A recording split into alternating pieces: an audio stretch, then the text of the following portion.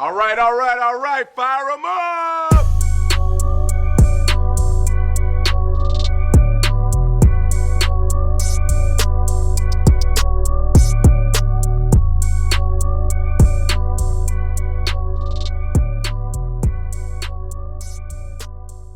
What's going on, everybody, and welcome to the Genre of Your Life podcast, your go-to podcast for all things movies, entertainment, and TV.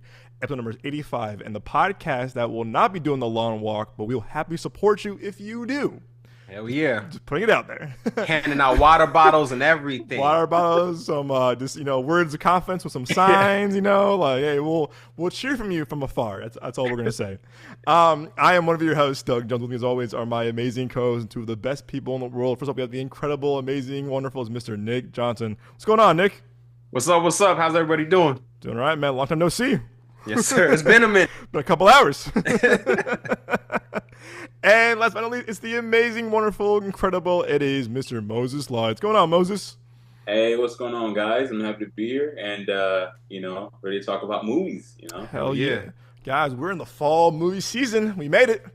Yes, sir. We're made it, man. And we're starting off with a bang with this fall movie season. We have a lot in store for you guys. And more importantly, you all here on the podcast. If you're new to the show, welcome to the podcast. If you're returning, welcome back. We are so glad you're here to join us on all things entertainment, movies, and TV.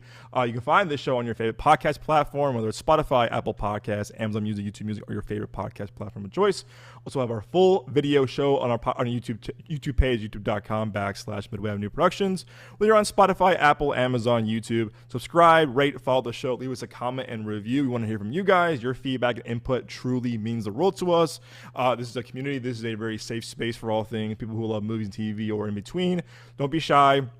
Let us know your feedback, positive, neutral, negative. We want to hear from you guys. Seriously, we do really value and cherish your input. So thank you all for leaving some comments, reviews, what you're liking, what you're not liking, and help us get to our goal. Still is to get to 1,000 subs on YouTube very shortly. We're at 820, which we're so close. Right there. To quote Jerry Maguire, help us, help you. Help us, help you. So we are really close. That 1,000 is a big threshold for us in terms of kind of just more opportunities for festivals, interviews, screenings, stuff like that, monetization, of course. And again, we still have our ongoing goal of 200 Apple podcast ratings, because again, Apple Podcast really is the heart and soul of film and entertainment podcasting. So don't be shy. Leave us a review and leave us a review and rating. We want to hear from you guys. So thank you all again for the ongoing support.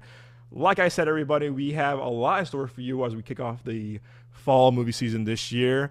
And we're going to kick it off with this movie coming out next week. We had a chance to see it last night, Nick and myself, because the studio has a lot of confidence in this movie, and it is the Long Walk adaptation from the great Stephen King, masterful storyteller Stephen King. I was really kind of surprised of this movie's been screening a lot these past few weeks. Now I'm like, wow, this studio has faith in this movie, because I can't think of the last time a movie was this publicly screened for both press and non-press, and the reaction it's getting. I was definitely really surprised by that, and in a good way, of course, too, because I feel like most of the time we get screenings or get screened maybe like a few days in advance, maybe less than a week, it kind of depends, but they've been screening the hell out of this to, again, general admission people, press, influencers, you name it. So always a good sign of confidence, again, from inside baseball, when a movie is not screened to critics or to quote unquote influencers until day of or day after, never a good sign. Or no screening in general, The Crow, that it's never a good sign when that happens. So that's what I always say inside baseball, is that if we didn't get screening for a movie that we partner with, we're giving the full warning. It's probably boo-boo AF, and we warned you, and we warned you. just a fair warning. But most of the time, and there's times where movies I think we've all liked that get screened, and people either hate and we like it, or vice versa. I.e. Exorcist Believer a couple years ago, the movie that me and Nick got our first death threat about. So yep, go us. Go us. Moses in the club one day when we're part of our reviews or reactions. You're going to be seeing some death threats. So we do our But it's for the memories, man. We're doing something right apparently. But speaking of which, but no, I Long Walk has been really good. I've been seeing so many like TikTok and Instagram and YouTube clips of like everyone kind of shooting this movie. So again, I know we're all looking forward to this movie as well. And I think we'll probably do because we have 2 reviews for you all this week. We'll probably do our fall movie season lineup next week because we're talking about this movie, of course. But again, this is The Long Walk. Like I said, this is the adaptation from the Stephen King, who went under the alias, I think, Richard Bachman. Because I think he had 2 alias. I think he had Richard Bachman. He was The Long Walk, and it was the Running Man. So he wrote 2 novels under Richard Bachman, but now it's all known that it's Stephen King. But it's kind of cool that both The Long Walk and Stephen King and Running Man are both his kind of alias movies coming out in the same year in the same like 2 months of each other, which is pretty cool. So it's cool to see like that turned out the way it did with those 2 movies coming out like within 2 months of each other in the same year. But again, The Long Walk, if you don't know, teens participate in a grueling high-stakes contest where they must continuously walk or be shot by a member of their military escort. And again, this has been no spoilers. The embargo's been lifted. We're keeping no spoiler for Moses, of course, and for all of you. But we are really eager to review this movie for you. I saw our reaction, our little vlog we posted today on Instagram and YouTube. You know that we're very positive about this movie. Nick, my friend, starting with you, what are your thoughts, non-spoiler, of course, on The Long Walk? So basically, like right at the end of the movie was my favorite part, and let me get into that. No, real talk. I honestly I thought it was fantastic. The first like the opening sequence blew me away because like, and again, like no spoilers, but they set up like the vibe of the movie. They set up the stakes, the tone, the atmosphere of it, and you get like so caught up in it.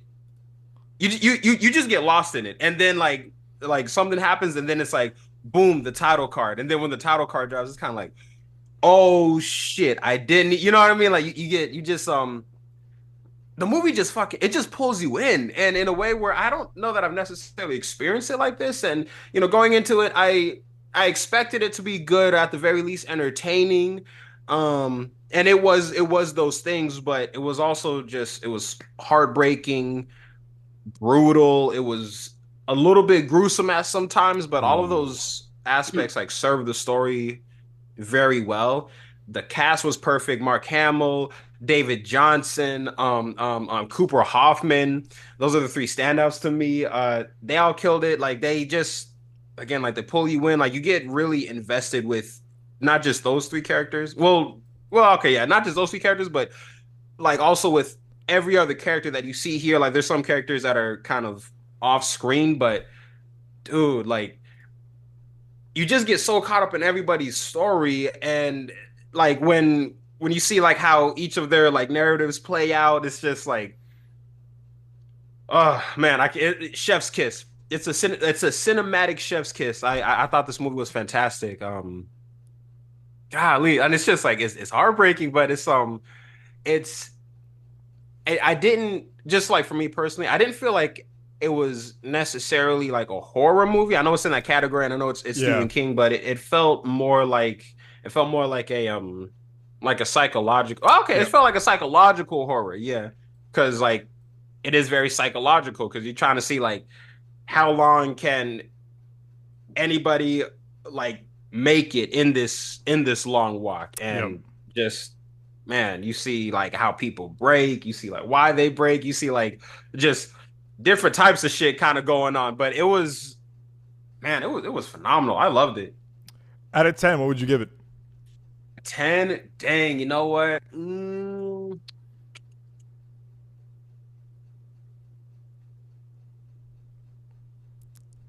I give it a solid 8.5 out of 10. Ooh, okay. Pretty good. It's up there. Moses, no joke when I say this, you're going to love this movie. I seriously mean that. You're going to love this movie. Yeah, man. I thought of you a lot watching this. I said, oh, just wait till he sees this movie. Excuse my language, fucking love this movie too. I love this movie. This is probably my top 5 of the year right now. This movie broke me. this movie broke me, guys. I got teary-eyed at certain points. To Nick's point too, these guys right here for our video watchers on the podcast, David Johnson, Cooper Hoffman, Ben Wang, and I'm blanking on the guy's name, guy on the right, the tall black kid. This movie wrecked me. And I might be mispronouncing that. Movie seriously is it's Stand By Me, Hunger Games, and the book Fahrenheit 451 with a touch of The Purge and Squid Game a little bit, but it's really mostly Stand By Me and Hunger Games. Man, oh man, like to Nick's point too, like the first 20 minutes. And I was telling to Nick when we walked into the theater, I was like, man, I saw a clip last night on Twitter that was rated R, and night before the screening that is, and I said, yo, and I was on my bed watching it on Twitter, and I was like shook. I was like, what the fuck? Tut Noyitz, yeah, he plays Arthur Baker. Yep. These 6. four, Cooper, David, Tut, and Ben, Jesus Christ, man, you just love their camaraderie and brotherhood throughout the entire movie. But man, it's so heartbreaking. It's devastating. I told us to yesterday at the movie, I said it is emotionally devastating on brutally devastating on every emotional aspect. You're going to feel for these guys. You're going to be with them. Some of them you're going to hate. Some you'll cheer for. Some you'll probably root against. But man, just seeing how they did not hold back in this movie whatsoever. This movie is a hard R in terms of how brutal and how gruesome it is. There's some gruesome stuff that all of us in theater were like, oh. I had to look away a couple times, either at Nick or our friend Nino, and I was like, oh shit. Even Nino was like grabbing my hand. He was just on my arm. He was just like, yo, what the fuck? And I was like, yeah, like they go places. And I'm really happy that it's not PG-13, it's not PG. Like, it got the rated R rating damn well. It deserved this for sure. Yeah, but this is one of those movies, like, it has to be rated R in order for them to like tell the story at its best. It had to be. And it did. Speaking of how rating and pacing, this movie is paced perfectly. It just goes. It starts off, it just goes. It goes. Like, I would say there's not a lot of fat in this movie in terms of kind of like overlong sequences or dramatic flashbacks, because it just goes. Like, you're right away, Lionsgate pops up, and then boom, you're in it, and it just right away goes. I'm sitting there, I'm like, wow, this movie is incredibly paced, because you feel like you're with these guys from start to finish. And that's props to Francis Lawrence to do this movie, and he's done stuff like Constantine, I Am Legend. He's done the majority of the Hunger Games minus the first one, and to me, he's just a tremendous filmmaker. And to me, this is his best movie yet. I love I Am Legend. I love Catching Fire. I also love the one we saw a few years ago, Nick, Ballad of Songbirds and Snakes. I love those movies, but man, this is his best movie as a director. And you see him like achieve a whole new cinematic level in terms of his direction, his storytelling, that he was made to make this movie. I think Hunger Games helped him shape him as a filmmaker that he is now for this movie. And he was the perfect guy to make this movie. And the writer of this, J.T. Moner, who did a great movie last year called Strange Darling, which I super recommend. Don't watch any of the trailers, any of the marketing. Go in blind. The movie is terrific. And he wrote the script for this movie, and man, he wrote a just beautiful script, because again, you have elements of Stand By Me, of the brotherhood of these guys, and the jokes and the humor. And this movie's pretty damn funny, despite how dark and brutal it is. Like, there was times where the audience was laughing out loud, like cackling. So, I mean, all of us were cackling and laughing. But just to instill some humor and how deeply devastating this movie is, to me, you're a good writer for that. If you can make us laugh during something as brutal as this, chef's kiss, like you said, Nick, a cinematic chef's kiss, because again, that to me is just power of filmmaking and storytelling. But man, there's a few times where I was getting teary-eyed. I was sniffing. I was like, oh, damn it. And I was like, I haven't cried in a movie in a long time, but this year I was like, God damn it. I was just like, you guys are getting me here with this. And the score, I don't know, who did the score in this movie? The score was sitting with me too. I was like, oh man. There's a scene, there's a certain death scene, and Jeremiah Freites? He's worked on Hunger Games. Okay, Hunger Games. Happy Death Day. His score is so beautiful and so tragic, where it just adds to the levity of the film and what they're going through and how serious it is too. You you sit there and they show you like, oh, what mile they're on or how many days it's been, and you just feel just so not depressed, but you just feel like so devastated for them. You're just like, oh my God, you've been on 200 miles, but X, whatever, and they're going. And again, this movie doesn't shy away from really what could happen, whether you have, gotta use the bathroom, both number one and number two, you're not feeling well, seizuring, whatever. Like, the movie should not shy away from, like, what could happen to you if you do this. And the fucked up part, too, is that people are choosing to, like, do this. Not how Hunger Games was of, like, oh, you get like, chosen, whatever. People are actively choosing to be part of this. Because again, in the world that's in right now, is that it's like, it's what is it, Nick? Like, what, the economy was bad, unemployment, right? Yeah, like the financial structure had just like almost failed, and if you volunteer and then you win, like you get money, like and a wish, and a wish, yeah, and a wish, yeah, one wish, and a wish, yeah, you can wish for anything. You get one wish, you get one wish, anything you want, and when you hear these guys talk about what they want, all of it's so different, but you fall in love with these guys because some want to do really good things with the fortune and the wish. Some are kind of like, oh yeah, I want some bitches. I want some like that's the actual quote. That's the actual quote I'm putting in the movie. Like, and not spoiler, but like, I want some bitches. I'm like, and it made the people laugh in the theater. But I tell you what, man, really seriously though, David Johnson, man, is Oscar worthy in this. I know we all loved him. We all loved him in Alien Romulus. Yo, he's so good in this movie. Yeah. He was my favorite character in this movie. Me too. I heard it's coming. He's coming up. Oscar nomination, dude. He's so good in this movie. Like he delivers this powerhouse of performance that is so raw, and he's so likable too. Despite how like fucked up the situation is, he's so likable, and he's just a lovable dude.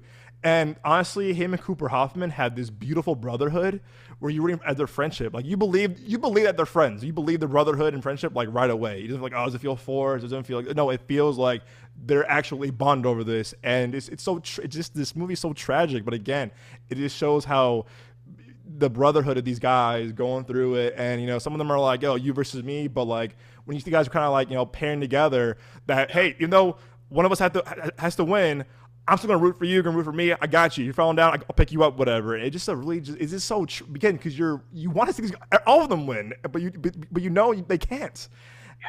But I just thought their chemistry, David Johnson, Cooper Hoffman, dude, their chemistry was phenomenal. Like it was phenomenal. And I hope they do more movies together because I thought that them together was a match made in heaven. It was perfect. I'll tell you what, man. Cooper Hoffman's making his dad proud right now. I'll tell you that.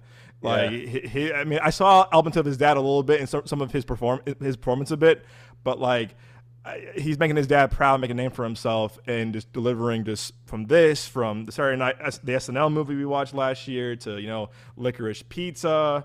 Man, like this movie just really just.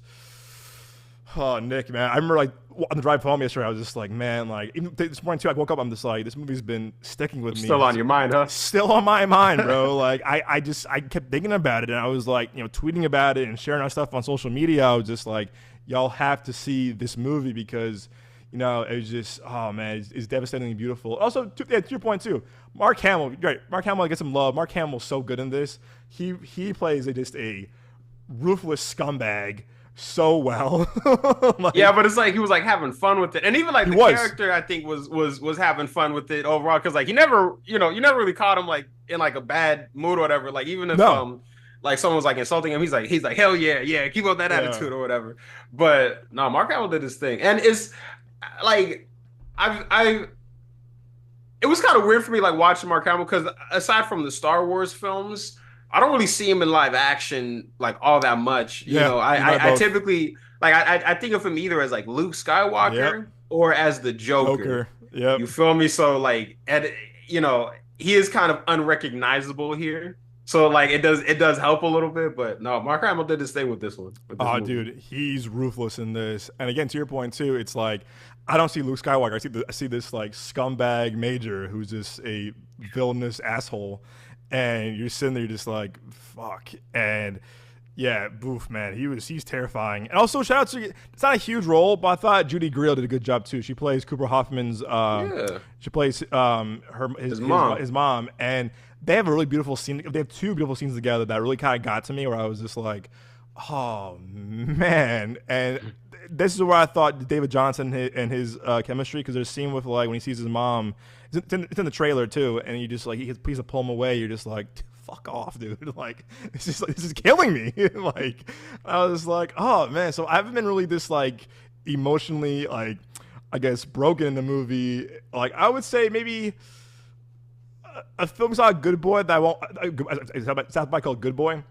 That got to me a little bit, but this movie just got to me on a whole this emotional level. I was sitting there, I'm just like, man, props to Francis Lawrence, props to JT Molnar, everyone involved. But I seriously hope that David Johnson gets an Oscar nom for this, because he's so good in this. And also, I do like seeing Cooper Hoffman a lot more stuff too. So it was good too. Is that I'm glad they didn't cast like the big names like Timothée Chalamet, Austin Butler.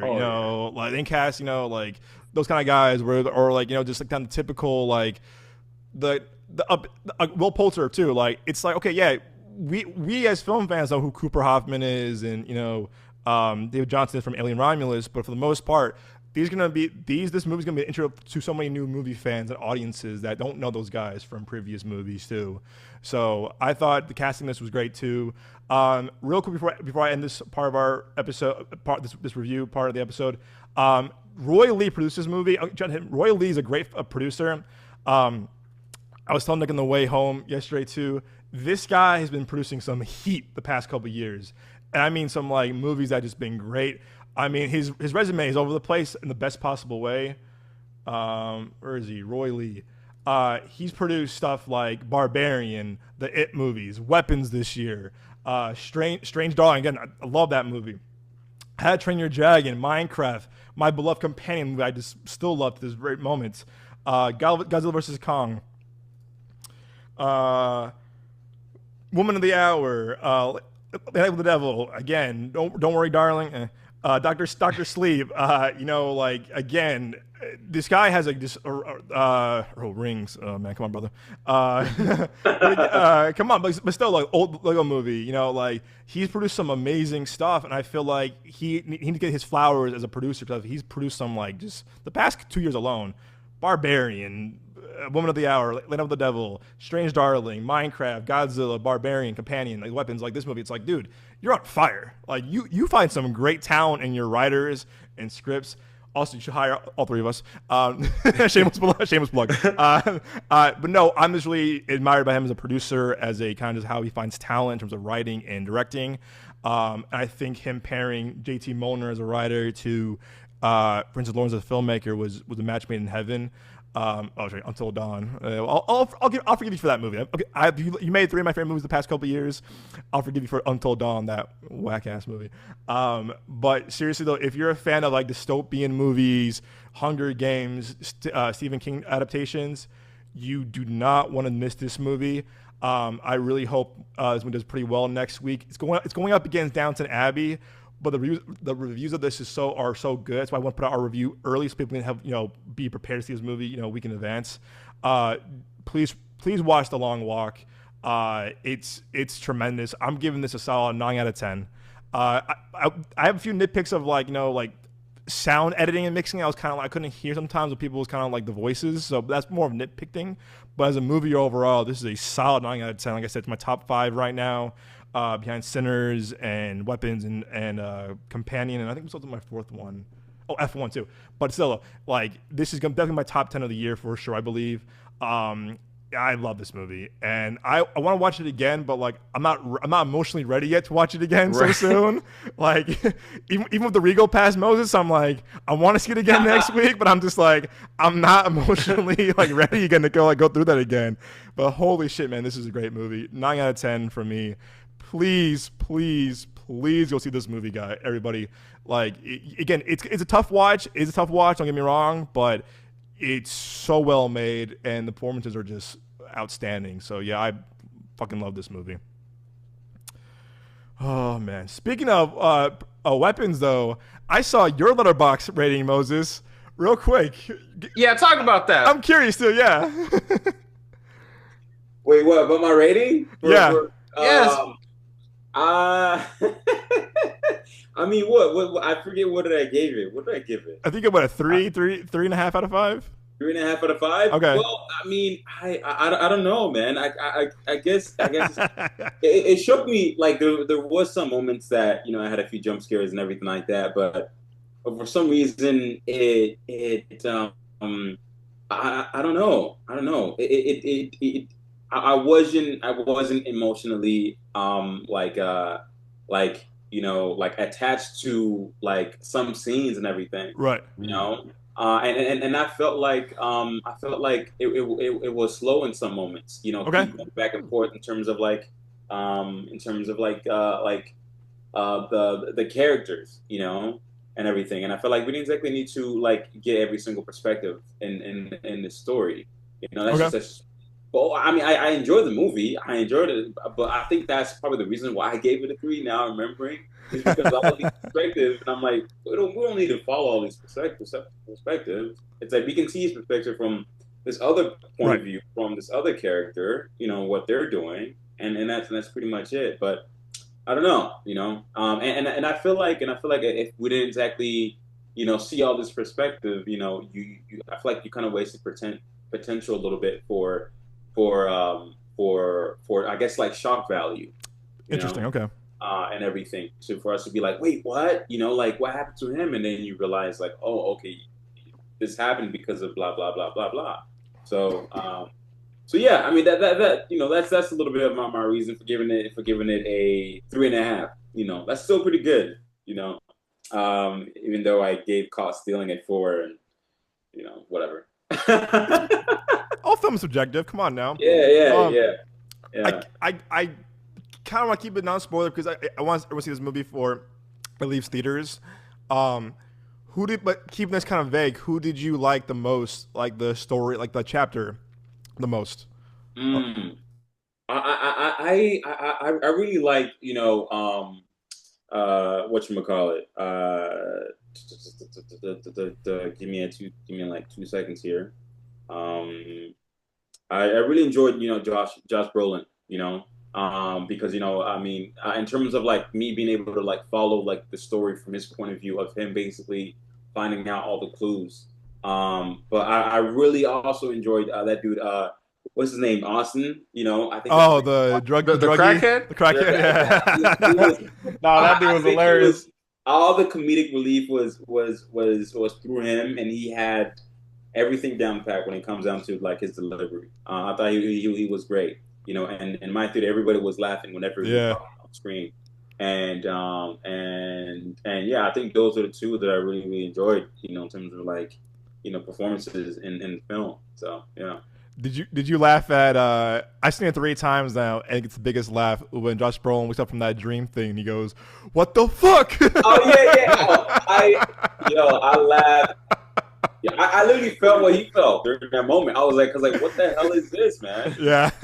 Like I literally felt that. I was like, shit, man, literally, what the fuck is that? There was something that was confusing for me when we were in that dream sequence. Whenever we saw that Oh, the gun. object in the The sky, gun. yeah, Yeah. Yeah. saying spoilers or whatever. Yeah. Whenever we saw the object in the sky and everything, I was like, what does this mean? I heard like a couple of theories about that, What you but got? like spoilers for those of y'all who haven't seen this Yeah, quite yet, might as well. Yeah, yeah. like It's been a month. one theory I had was in the dream because I think there were like some clues that John Nolan's character was think like in like the army or something like that, or he had like some sort of history like that. So like he just kind of saw a gun in his mind and then the dream rather, and then another theory was I think the 217 it was related to like to a law or a bill or something like that Oh, it kind of you feel me, yeah, like it kind of relate. I think it has something to do with guns, and so I think subconsciously he was just like connecting those two together because like I think it was just him like kind of subconsciously connecting those two, and then fuck, there was like a third one which it tied in directly to the director, but forgive me, it's escaping me right now, but I will admit though, even with that all being said, I kind of feel like for me, like if like that is like my one nitpick. Like I kind of wish I could have done without the giant like gun floating over the house. Yeah, Just because of how little it really seems to tie in. Like it seems yeah. like you have to like really search for a connection. I'm surprised that he hasn't come out. Zach Craig, the director of that, has not like come out and like kind of like clarified it. Like he's been on different interviews and podcasts where I'm like, oh, is he going to clarify that? He never did, and I'm like, huh. I wonder maybe on like the like bonus features of the DVD or like like a featurette where he might explain it. But like, yeah, it's still seeing the third time the other day. I was kind of like, yeah, I still don't understand why this was needed. Yeah. Like why this was needed. But I'm with you on that. I heard the thing, but the law thing as well. And I think I still laugh at the thing with the James the crackhead where he stabs guy in the needles. He goes, "Do you have AIDS? Huh? Yeah. AIDS, asshole." Cause that was my first stop, bro. I'm like, oh my gosh.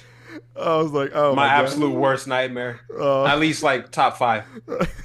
All 3 of them get to them. That's gotta be fucking like horrifying. And it's like your life is kind of just falling apart outside of that too. Like, yeah, just retire, bro. Just retire and move. I've been saying this too. Like Alden Ehrenreich, I think got a bad rap from Solo, and I think he's a great actor, and I feel like he just. I'm not gonna say like set him back because he's still been in stuff like pretty major. Like I know he was in Ironheart. I know he was in Cocaine Bear. Oppenheimer. Thank you. Exactly. Thank you. Thanks for reminding me on that. Yes, Oppenheimer, Cocaine Bear. Now this where I'm like I think he got a bad rap as a leading man. I do think I can more of an ensemble piece for sure. I think he pops more as an ensemble person, but yeah, I still think that like he was kind of unfairly bashed for Solo. Because that wasn't his fault. That was I got thoughts on that, but that was kind of like a Disney Lucasfilm kind of fuck up on their end. That kind of Donald Glover, Emilia Clarke, Woody Harrelson, Phil Lord, Chris Miller, Ron Howard kind of got caught in the middle with. But I do like seeing him and stuff. But hey, I'm glad you liked it more than Saltburn, Moses. That's all I'm gonna say. What? Weapons? Yeah. Oh man, dude, I don't even know if I even like rated Saltburns. I don't remember.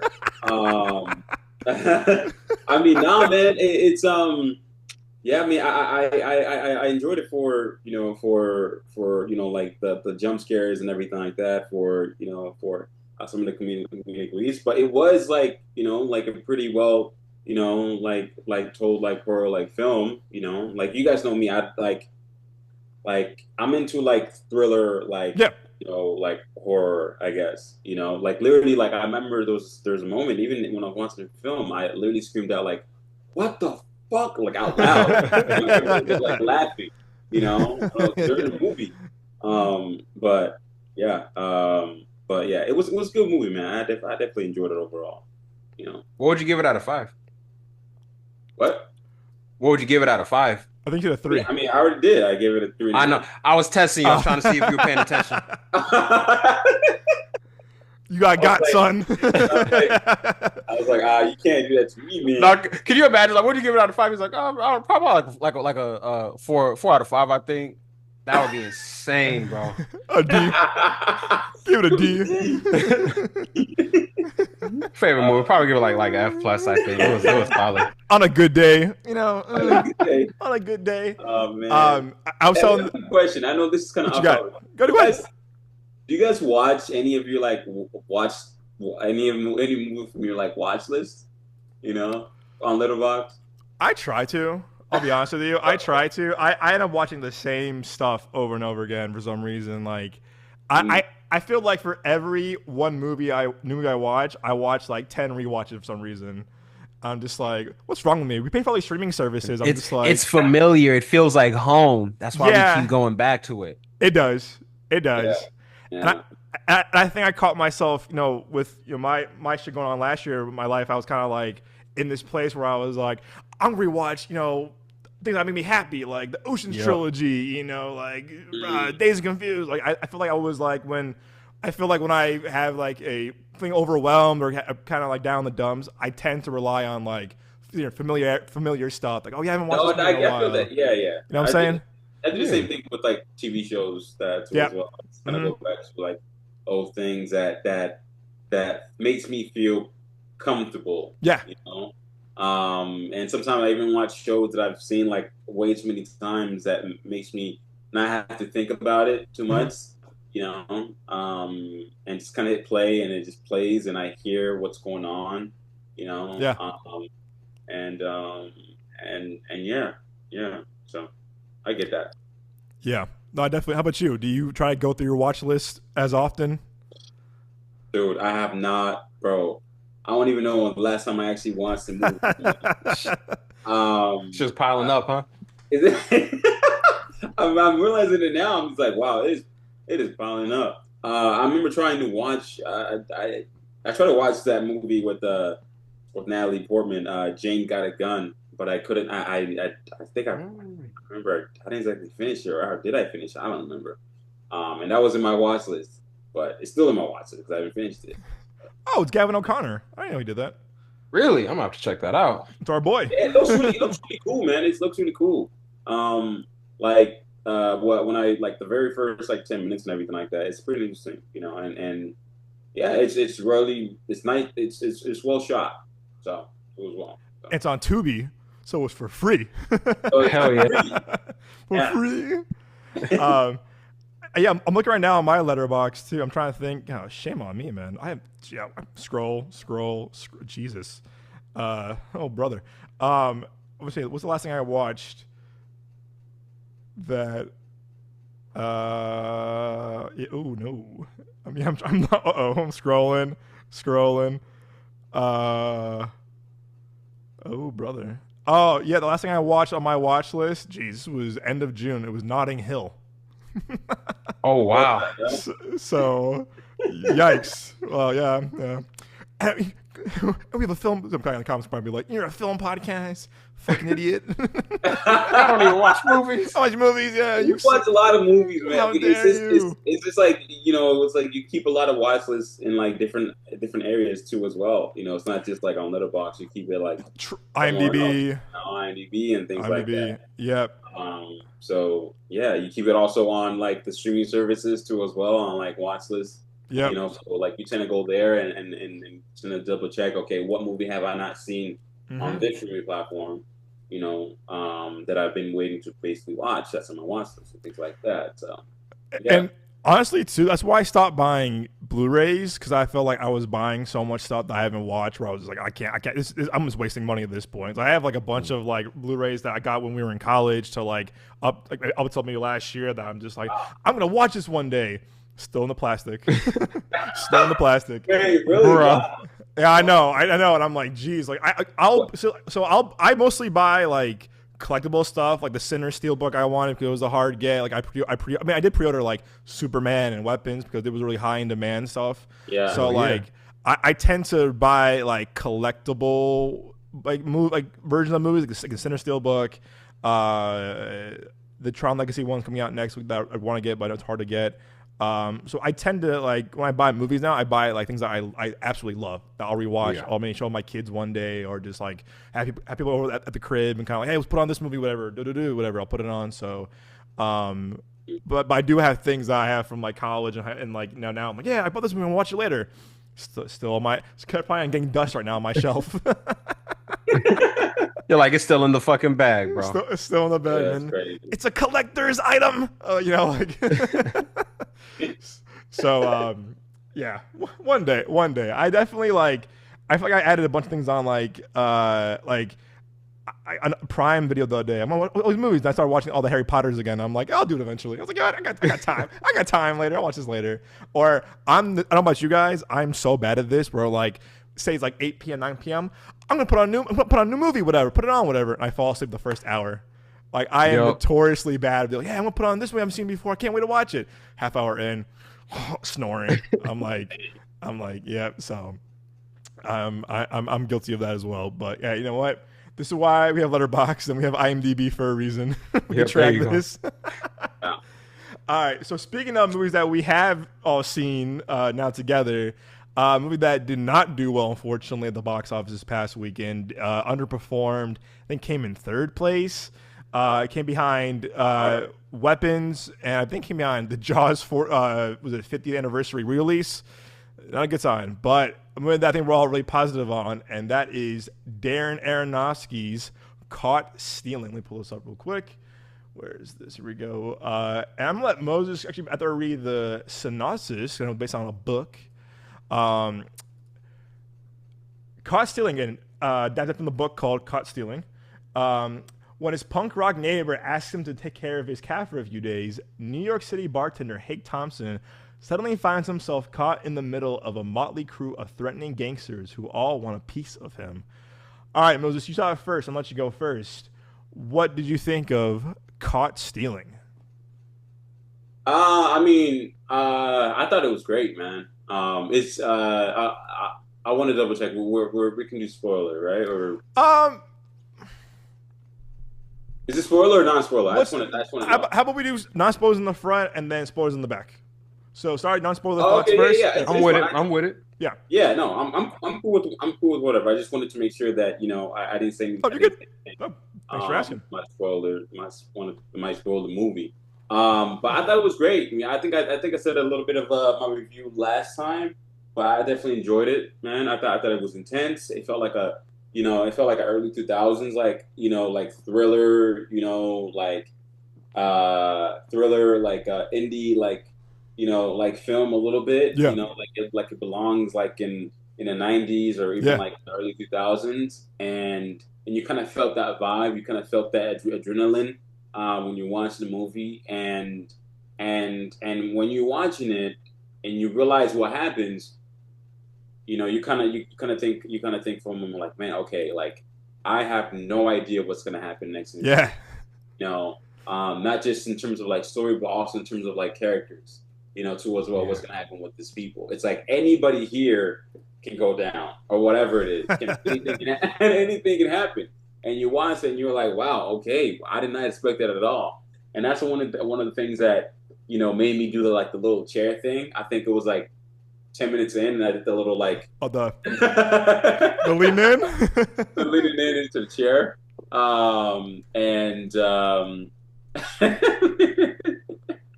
Yeah, I was like, this is very interesting, and and yeah, man, it was super fun and it was super energetic. And Austin Butler kills it. I think this is probably, one of my favorite performances out of him and everything. I know he probably has a long, he has a long road ahead of him in terms of like his career path overall. But I think this right here, right now, is probably my favorite. I loved him in Dune. And I mean, I excuse me, and I'm sorry. I didn't watch Elvis and everything like that. I'm sorry. I'm so sorry. Moses, man. Get him. I just don't know what you're doing. Get him, boys. You call yourself a film reviewer? I didn't get to watch it at the time, but it is on my watch list. I'm not telling you which watch list. You ain't watching that movie. Hey, spoiler alert! It's alright. Oh yeah, Loki. It's alright. But no, I definitely enjoyed it, man. I enjoyed every single one of these.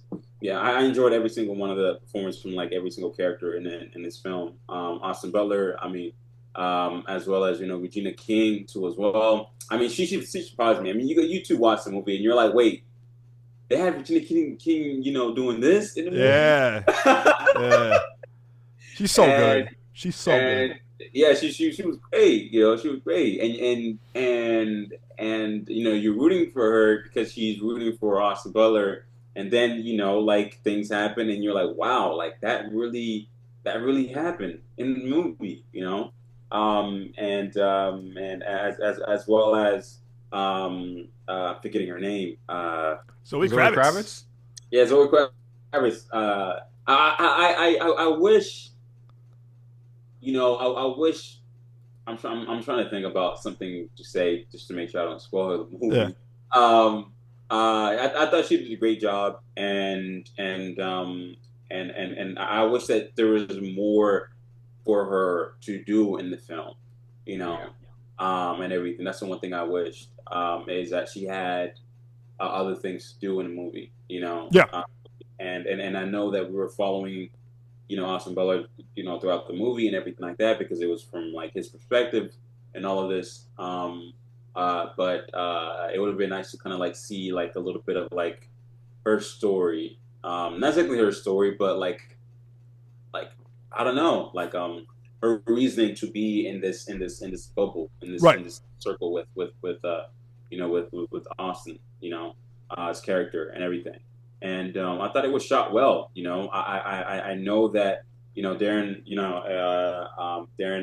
Aronofsky is known for you know this very trippy and very strange, you know, like films and everything like that. A little bit more, you know, different. But I'm glad that this is one of the films that I watched that I can actually appreciate from his you know from his like portfolio. So and yeah, you know, and even Bad Bunny, you know, like I was like, why is Bad Bunny doing this movie?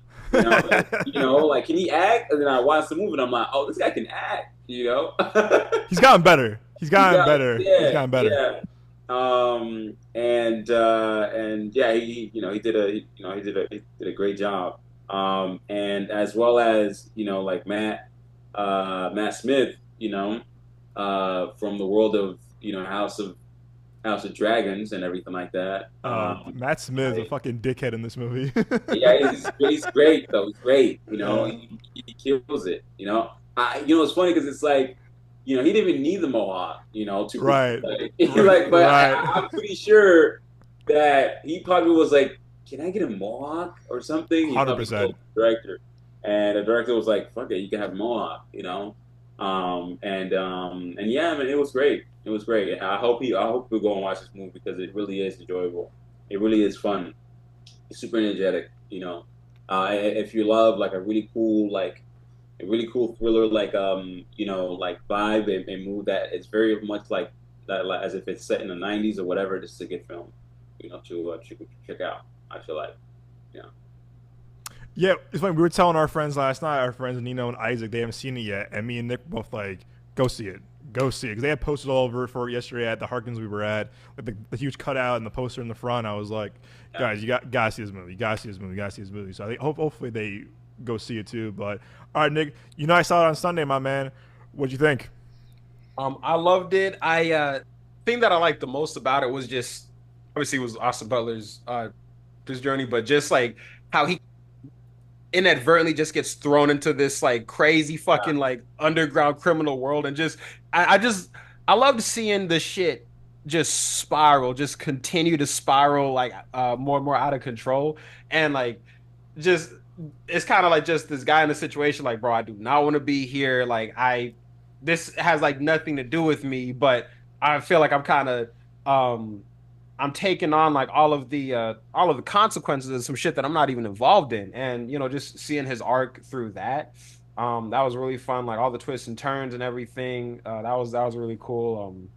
Yeah, definitely no bad performances. And I didn't even know that Regina King was gonna be in this movie until I was in the theater. So that was a very fun surprise. Yeah, because I had like seen like the trailer, like when my thing is like I'll watch it and then I'll decide like, do I want to see this movie or not? And then I'll just watch it like the one time, just so I can go into the movie like as blind as I can.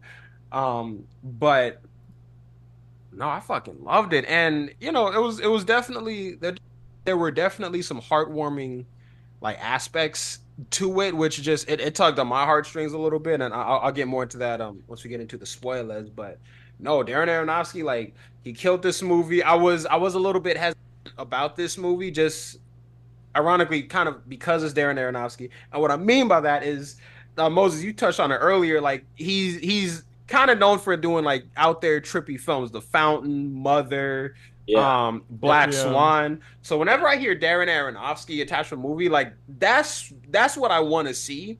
So I saw the trailer for this one, and it was just kind of like, you know, it doesn't look like a bad movie. It just kind of looks like looks like a movie. It just looks like, okay, some dude and some criminal shit. You know what I mean? And like directed by Darren Aronofsky, I was kind of like, what the fuck? But like watching it, I watched the trailer like twice because I wanted to give it a second chance. And the second time I watched, like, let me just kind of put all of it out of my head and just look at it is. And the second video is what made me really want to watch the movie. But no, I thought it was great. Austin Butler killed it. Zoë Kravitz killed it. You had a picture of them a little bit ago. It was like the two henchmen. I hated these guys so much. My god! I hate them, but I love them. Like the dude with the birthmark right there. Like this man, I'm like, put him on a fucking leash, bro. Like, because he was this man was crawling up on the ceiling and shit. And Bad Bunny was a fun surprise too. But yeah, I thought it was a really good movie. I thought it was fun. Again, you got 3 happy customers in this review too. I loved it as well. This is, dare I say, this is the first Aronofsky film that I actually liked.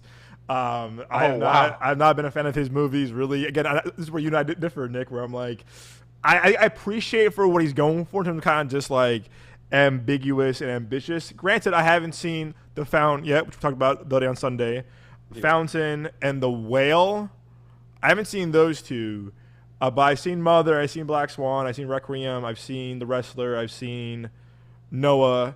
I think I paid to see Noah. Ugh. Oh yeah, I've seen Noah. Like Noah was cool, but it was kind of like, it was alright. It was straight. We saw that because we tried seeing something else. I think it was high school that came out. I think some friends and I, a group of us, paid to go see something else. We got thrown out. They go, you can go see Noah. And I was like, man, kiss my ass. But we did. We actually did have to see Noah. They gave y'all that movie as punishment. Yeah. It was funny too. Remember the girl at AMC? She was like, well, you can see Emma Watson's fine ass. And I said, girl, what? I was like, wait, don't you work here? I was like, hold up now. But I remember seeing this trailer because I know people talk about it at CinemaCon. And I think I texted you guys in the group chat. I was like, oh, first time hype for an Aronofsky film. And Nick, you sent me that GIF of James Franco in that Coen Brothers movie of the first time. Yeah, the noose around his neck. I think like the Ballad of like Buster Scruggs or something. That's it. That's the one. Good pull. So I was kind of like, all right, all right, I'm with this. Also, like, as someone who loves baseball, who played baseball growing up too, I'm like, all right, I like the little angle to it, like the baseball angle to it as well. But forgive me, I thought, so when I read the IMDb description, I think the book as well, when it said burned out ex-baseball player, I thought he actually played for the league, the actual majors. And then this might be a spoiler, but like when it's like, oh, he only played like high school ball, I was like, oh, I thought he actually played like, because the San Fran hat in the set photos, I was like, oh, he played actual Major League Baseball, and I was like, you played high school, man. I'm like, man, you and I both. I thought he played college. High school. Really? What? High school. Yep. Oh, wow. High school. And then we'll get into that a little bit of the whole spoiler of that. But I was giddy watching it because you said last week, you did your little review about it last week too. You said it's very Uncut Gems like, and you're absolutely right. It's Uncut Gems. Yeah. It's Safdie Brothers, Scorsese, Guy Ritchie, and Nick's point too had a bit of a Baby Driver feel to it as well. And I was like, oh, Edgar Wright. Okay, so like I was really impressed that like for an Aronofsky film, no offense to him, it didn't feel like one. It felt like those other filmmakers, like heavy on Scorsese and Edgar Wright and Guy Ritchie for sure.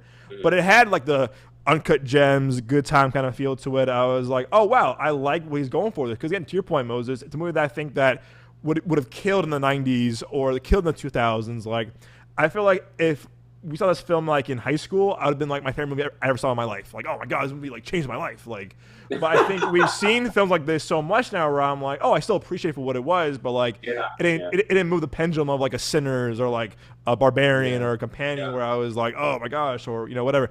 Like Social Network, whatever. But my point, or Baby Driver, my point is that like there's so much in the movie that like is just so much fun to watch where I was like, oh, this is why we go to the movies. It's like a fun hour 45, hour 47 kind of like cape kind of like underground crime movie that I feel like inspired Aronofsky, inspired like filmmakers that we love so much. I'm like, oh, this is great.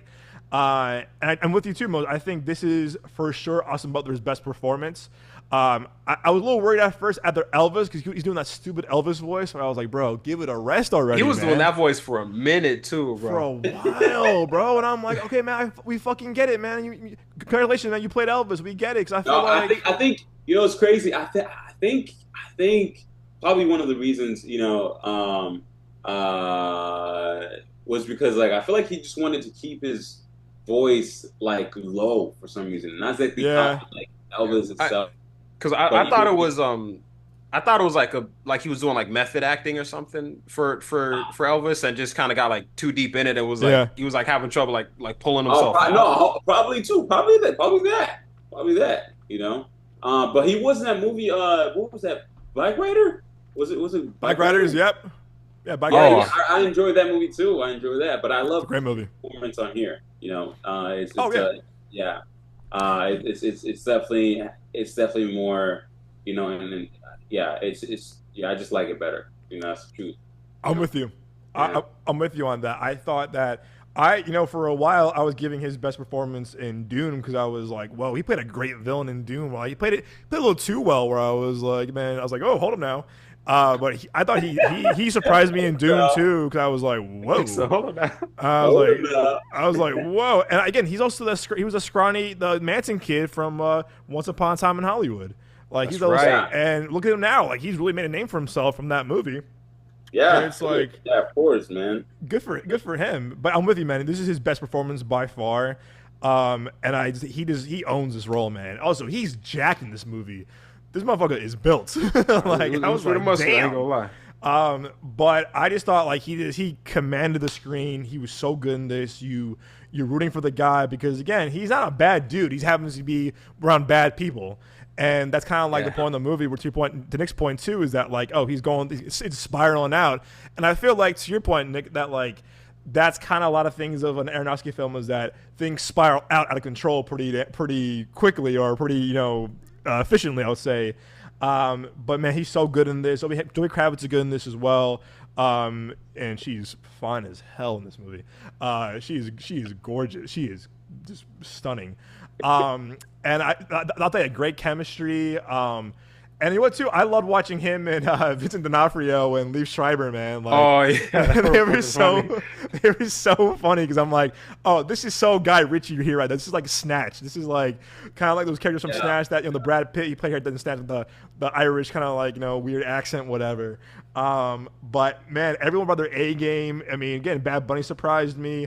Oh, even Action Bronson, too. Like, oh yeah. Action Bronson was pretty good in this as well. I was like, oh, good for Action Bronson, like actual acting.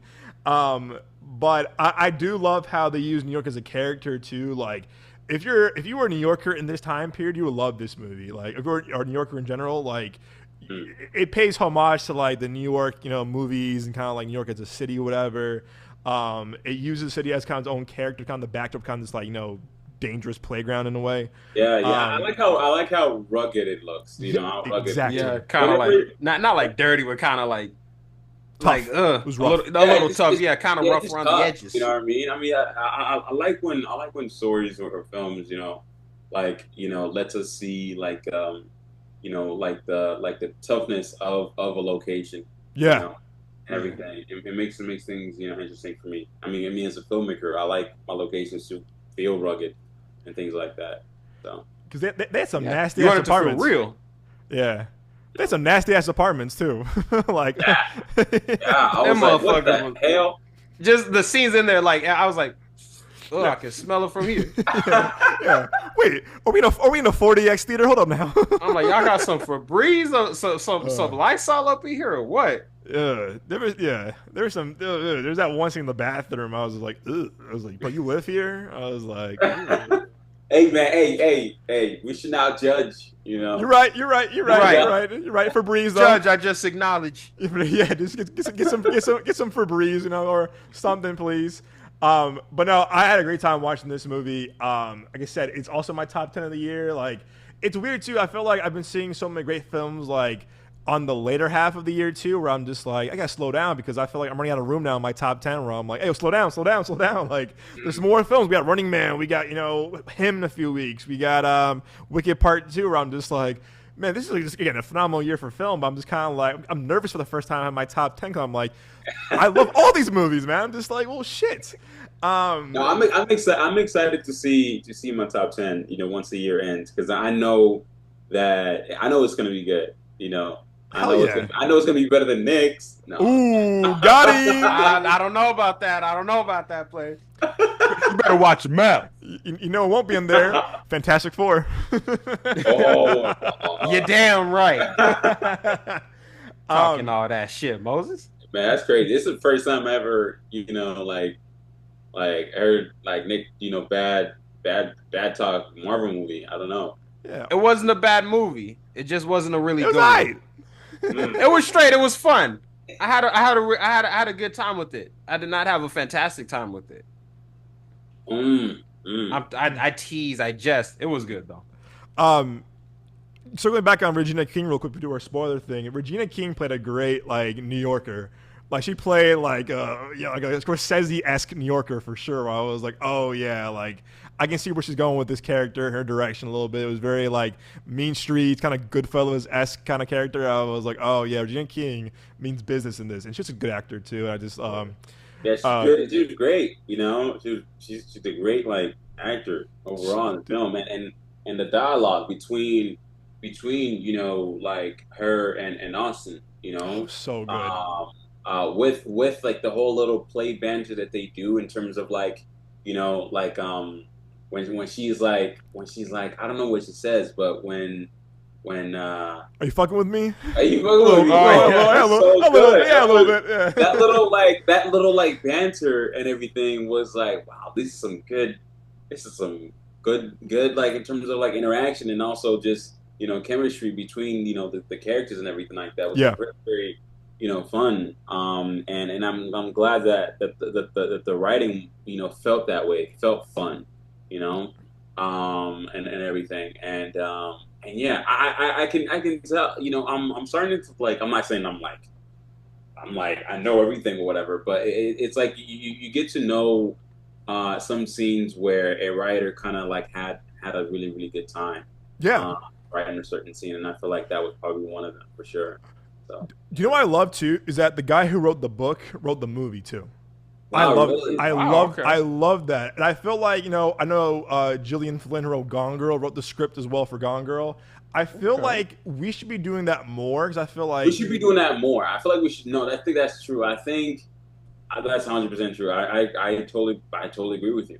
I feel like if a writer wrote something, if they wrote a novel or a comic or whatever it is, they should get at least a chance or say if they want to write, the adaptation, the film adaptation of that script, and everything, and because there's going to be layers where there's going to be moments in.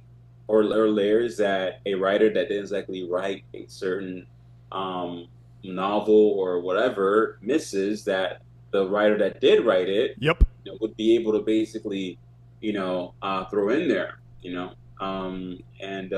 that's all I'm saying. I feel like there should be an option for the original writer to if they want to write it or not, I completely agree.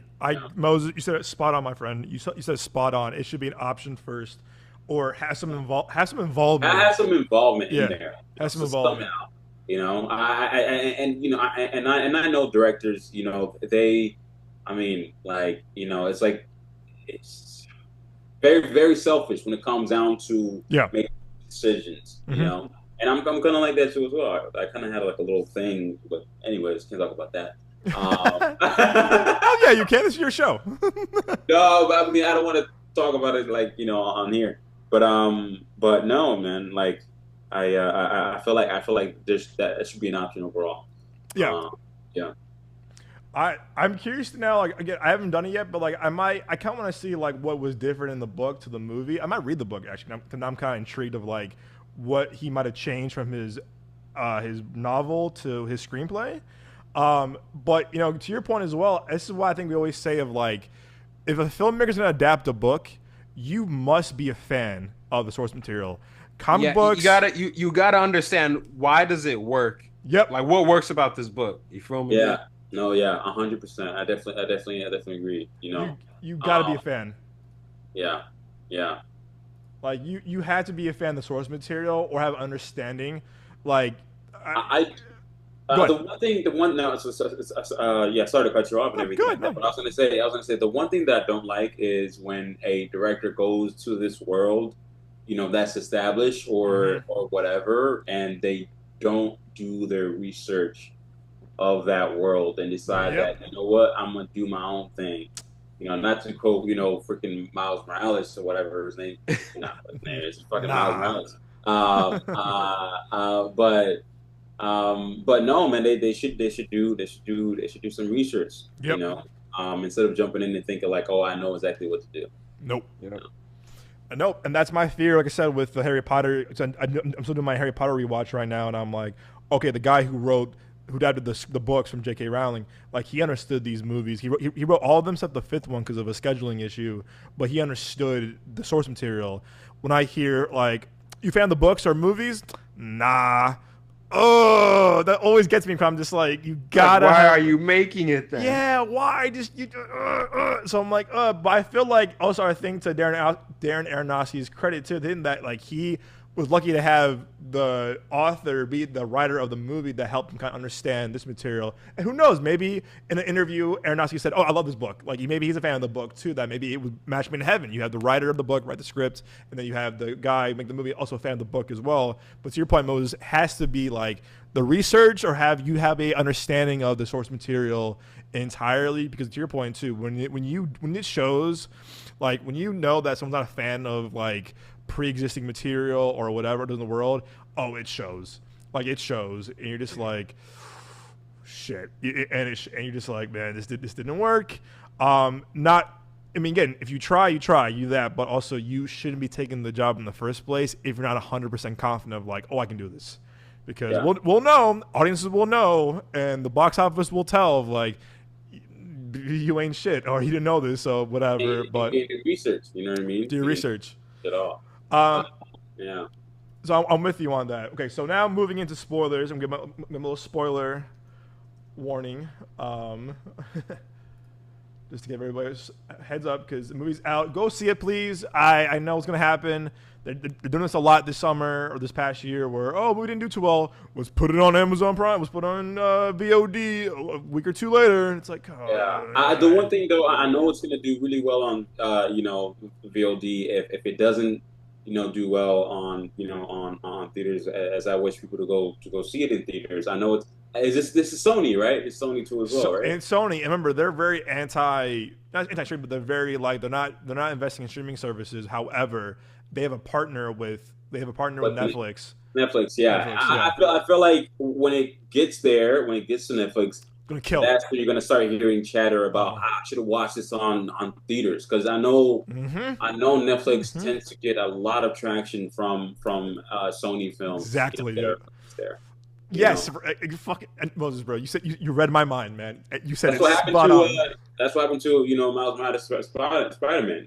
Right? It's like when it went to Netflix, like everyone's talking about it. Everybody was talking about it. Yeah, something else from Sony too came out recently where I was like, where were y'all at a month ago or 2 months ago in the theater? Like, y'all should have been there. Yeah, there wasn't a lot of Sony films that came out this year, right? Not this year, but I'm trying to think of a movie that I watched not too long ago from Sony. Was it last year? Yeah, let me pull up my letterbox. Speaking of letterbox, hey, sponsor us, by the way. Let me pull this up. Let me pull this up real quick. It was, I know I got a few. It wasn't Karate Kid Legends, I'll tell you that. Got him. You're talking about you're talking about Civil War, maybe? No. One of them was Dumb Money. I love that movie. You ever see Dumb Money? Dumb Money was great. Yet. I want to though. Recent. What? Recent Sony movies. It wasn't Craven, I'll tell you that either. And it wasn't fucking. Oh man, come on, no, it wasn't Bloodshot either. What a movie! It was not Morbius either. You talking about Madam Web? Oh God! Hey, I waited, bro. I almost went to. Nick saw it, and he was like, "Nope," and I said, "I'm not watching it." And even my Regal Pass, I said, "I'm not doing this. I'm not watching this." I watched it at home. I said, "I'm mad as hell. This is a waste of a rental." I was hella mad. I was like, "Man, Madam Web." Madam Web is the only Marvel movie I dislike more than First Steps. Even more than what about Fantastic Four? The other one, the Josh Trank version. Fantastic Four stick. You know what? I don't know. It's tough. It's like a 3-way tie with those things. Oh, it was this one. I think you're talking about Saturday Night. Is it Saturday Night? Yes, that's what it was. A movie that we were championing. Me and Nick were championing this movie. Saturday Night was fantastic. Yeah. It came on Netflix. Oh, it was a big hit. I'm like, where the fuck were y'all a few months ago when it came out? Yeah. That really spoke to me. I was just like, come on, guys, like, for real. But you're right, Moses. Watch, it's gonna be on Netflix in 2 months. It's gonna be like, oh, no, trending on the box, trending on #1. Like some stupid article's gonna be like, oh, underperforming movies doing great on Netflix now. Yeah, no shit, because of you guys. Like y'all weren't there. Like, yeah. Oh my God, where were y'all? But and also too, real quick before spoilers, is that I do like I've heard Austin Butler's a really nice guy in real life too. So like I'm a fan of him now even more. That like he's a nice guy. How he treats his fans and people. That he's a very nice dude. And I'm like, hey man, if you're a nice dude in real life, I support you even more now. That makes me really happy to see. Like, hey, if you're a humble guy, I'm a fan either way. So, all right, heads up to again, audio listeners, video listeners. We have a spoiler warning alert up. If you caught stealing it, go check it out. Go see it, either matinee or full price. It's still worth the full price if you ask all of us. But again, in 5, 4, you've been warned. 3, 2, and 1. Okay, spoilers. I was very surprised that how dark this movie was when they kill Zoë Kravitz. I said, fuck. Is that fucked me up. Like, this spoil is that no, hell yeah. When that happened, like, yo, like, oh man, shit, like, yeah. That's like because I see movies where people be dying in movies all the time, but like with that one, I was kind of like, damn, like. That's what I saw. Yeah, it felt so fucking sad because I'm like, dang, she like if Austin Butler didn't have anything to do with like all this shit that was going on, she especially didn't have shit to do. So the fact that she was kind of like, basically just collateral damage for lack of a better term, like the fact that they kind of they just fucking like bodied her, and it's like, oh my God, dude, yeah, shit broke my heart because it's like, oh my God. Was innocent. She didn't have nothing to do with this. Like, and also I didn't like that she didn't even know what was going on. I didn't like that I don't know, maybe it's me and maybe we could think we didn't exactly see it, but I didn't like how we just got revealed that she died. That she got killed. I like not like I necessarily like that she died, but the reveal of it, it's it got me. Like yeah, it gets you because it also got me too as well. No, it gets you because it's from Austin Butler's character's like perspective. So like the fact that like it's like he found out just because he just so happened to walk into the house that day. Yeah. Like that's where that emotional like punch comes. Like they could have done a scene where like you see it happen or whatever, and like you see her get killed, but like that would take away from the twist at the end. Where it's revealed that it was Vincent D'Onofrio and Lee Schreiber, and also again like it's the whole like imagine you come home to your lady's house, she's on the floor, there's blood coming out. It's kind of like that, like yeah, and also like it would have been rough just to, like watch that scene. It would have been a tense scene and it been like filmed well and written well and everything like that. But again, like there's a certain shock that happens like when you're just like walking in and then like seeing it, because like you never at any point like thought that was gonna happen, and it's like I felt like I thought that she was just gonna like break up with dude. Yeah, I did too. so then again, like when he comes in the house and like he sees that she had like died, it was like, dang, because even even if it was a situation like have y'all seen well no I think that might be a spoiler, but have y'all seen White Man Can't Jump? Yeah. Oh yeah. You seen that movie? The original, not that bullshit. No, the remake. original Yeah. with Hell Wesley yeah. Snipes and with Woody Not a Harrelson. spinoff. Yeah, dude, that original's so good. That original's so fucking good. The original is dope, but like with that scene where you know like they what's it, Rosie Perez and Woody Harrelson, like they kind of kept like clashing heads at a certain point. And then like there was like one moment where it's like you kind of just see like this is her last straw, but he doesn't realize it. Nope. And you don't realize it like until it's too late. I thought that the scene where he's like, okay, I'll catch you later. She was like, no, like they said that thing that they kept saying back to each other, like I'll call like, you. Yeah, she was just like, mm-hmm. When she did that, I was like, oh, it's over, brother. Yeah. Oh, you single now? So then like he comes home and then sees her like on the floor. It's like, dude. Damn, damn, like that shit just broke my heart. But yeah, like that, like that. The last time like a movie that kind of like fucked with me like that. Yeah, I really like that they didn't shy away from like, oh, everyone's fine. Like, nah, man, you killed your best friend in high school for driving drunk and driving recklessly. Like, you got your girl killed and got your, you got your boss and your buddy killed at the bar. Like, that was a crazy scene too. That was like he kind of kept doing it. He knew that he wasn't supposed to be doing. So it's like that's why like his like kind of like his arc at the end. It's like I really just gotta like handle all this shit myself. Like, but no, like, yeah, he really was just like inadvertently dropping bodies everywhere. Like you said, like his girl got killed, his boss and his friend got killed, his best friend, and you know what's crazy too. I think there was like a match cut where you saw like how the friend's body was on the car, and then it cut to like how Zoe Kravitz's body was like on the floor. And it was kind of the same position. Like that moment to me too was like, bro, I'm like Austin Butler's character. You gotta stop doing this. Yeah, bro. Everybody you fuck with fucking dies, bro.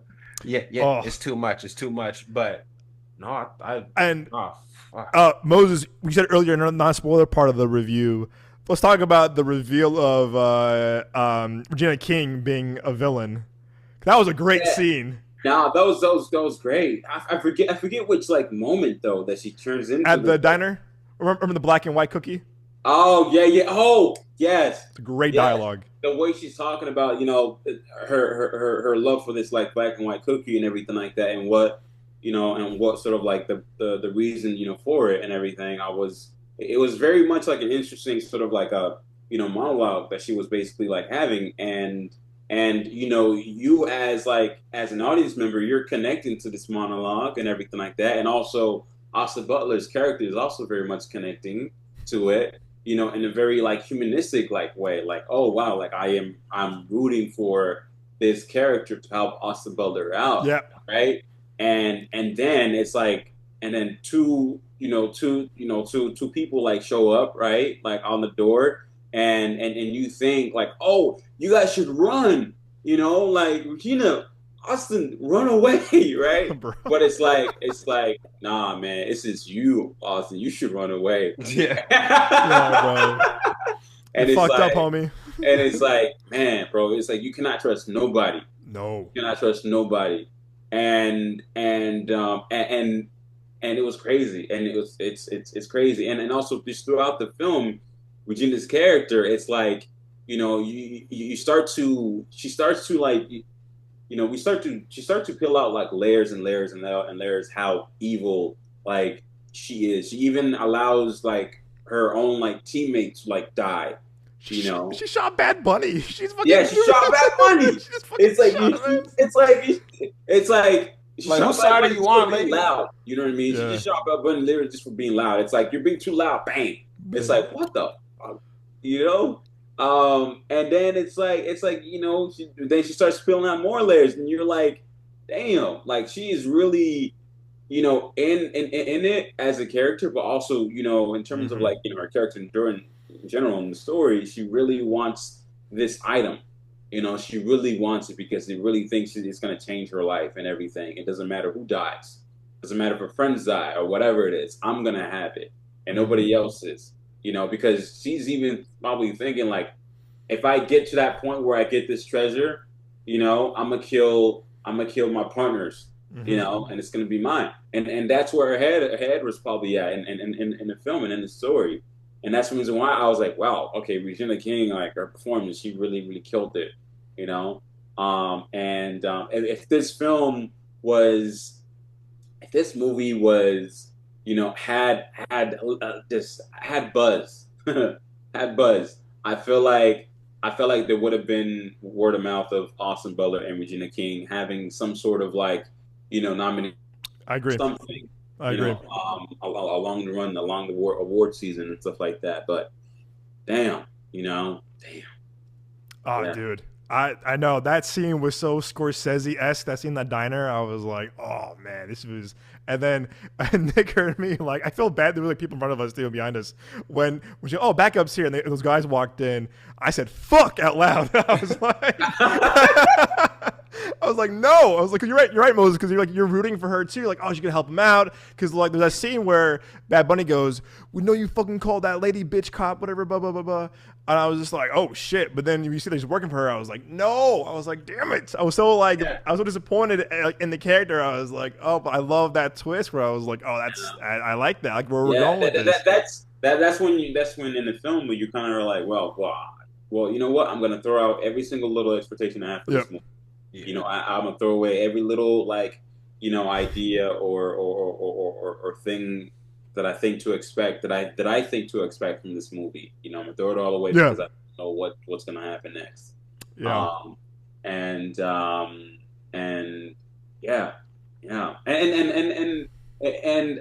I do like the fact of Austin Butler's character. One of the reasons is that even though all of these people died in his life, right? Like, I mean, his friend from like high school died and his girlfriend died, and it's like, you know, his like bosses died, you know, too as well. Yep. You know, you would think, you know, some people would think like, okay, maybe he is a killer too as well or whatever. But then when you get to a moment in the story where Regina King is like down, where she's like down on the ground, and you have Austin Butler's character pointing, you know, a gun at her, you know, and everything. Like, she even knows, and she even says, like, you know, you're not a killer. Just because all those people died around you doesn't mean, like, you know, doesn't mean you have the potential to kill, you know, and everything. And I was like, wow, that's actually really, really good, you know, in terms of, like, story and everything. So, yeah, anyways, that's it. No, I love that. And that scene with the baseball bat, that broken baseball bat, and he stabs her in the foot. I was like, yeah. I have to be with that one, bro. That was, there was that. And dude, yeah, I mean, also those fucking Russian guys, they fucking just beat the scene with the stapler too. The stapler. Nah, that shit. I was like, he doesn't know anything. Stop. I was like, dude, I don't want to think about that, man. It's crazy. I had to look away, bro. I was like, that. That's where, you know, Darren Aronofsky was, you know, you know, he was taking all of these like moments or things he's done from like these other films. And exactly. He was, I'm gonna put this one little icky moment here and try to creep people out or whatever. But there was that. Yeah, I was just like, and I like that. Like, also like that when he was walking, he was still like, you tell he was still hurting. It was like, I'm fine. Like, he's like, in movies, like, oh, he has surgery. He's like, oh, I'm fine. Like, you had surgery. They're like jogging the next day. Yeah. You saw he was still like holding his like side. He was just like, oh, fuck. Yeah. Like, fuck. Yeah. And I love the whole thing with fuck off, Dwayne, the neighbor. Oh, yeah. Fuck off, Dwayne.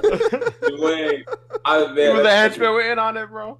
He's trying to live his life, man. He's trying to live his life in peace, you know, quiet. Yeah. He goes, I'm on Wall Street. I make websites. He's like, I'm a webpage designer. I'm a webpage designer, damn it, get it right. I still love too, where he was like, tell him to fuck off, Dwayne. And he goes, nah, man, you fuck off. Like, I kept thinking Dwayne's just gonna get killed too, because he's like irritating everybody. fucking around. Or that scene was gross too when he threw up on when Austin Butler threw up on his window of his apartment complex. I was like, at that moment I was like, this dude. I did kind of think Austin Butler was gonna die too, because like she's like, I did too. You have the surgery, you can't be like drinking. As soon as he's out of the fucking hospital, bro, where does he go? Where does he go? Bar. Straight to the fucking bar, bro. This dude was turning up. I'm like drinking like you ain't got nothing else to do tomorrow, bro. I love the scene where he pours those big glasses like vodka and tequila into the toilet, because Nick goes next to me. Nick goes, "God damn!" No, because he had like all these bottles sitting everywhere, bro. It was like in like the drawers, the closet, the fridge. I was like, and even like his fridge, it was no fucking food in there. I'm like, how are you alive, bro? Yeah. How are you that built too? I was like, you all like muscular and toned and shit, but like you only consume alcohol. Yeah, you're drinking straight beer, homie. You're drinking fucking liquid bread. I'm like, there must be some fucking steroids in them bottles, man. He's drinking beer and steroids. What was the thing?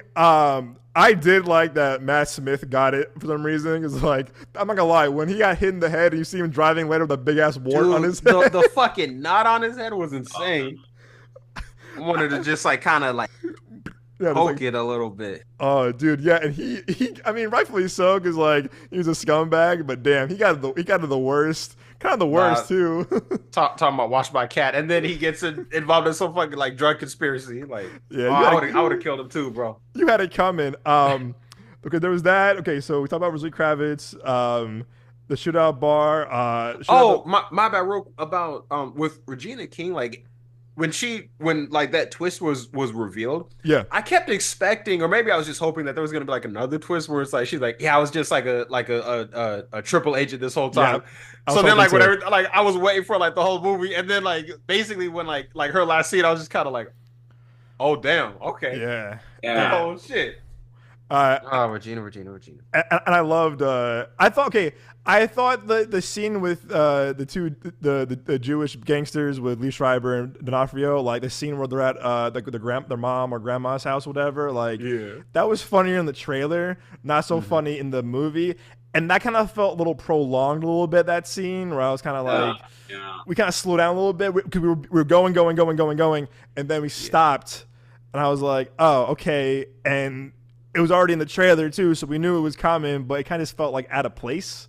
Yeah, I don't know if he was gonna like join the family or something like that at the end. I found my people or some shit, but then when it was like who they were and like what they did, okay, where is this movie going then, huh? Yeah, I knew in the movie, I just didn't know where that scene was going. You know? kind of like a filler scene. I was like, oh yeah, this kind of show who these guys are. Maybe I don't know. Maybe it's like a moment of pause where Darren was like, we need like a breather somewhere.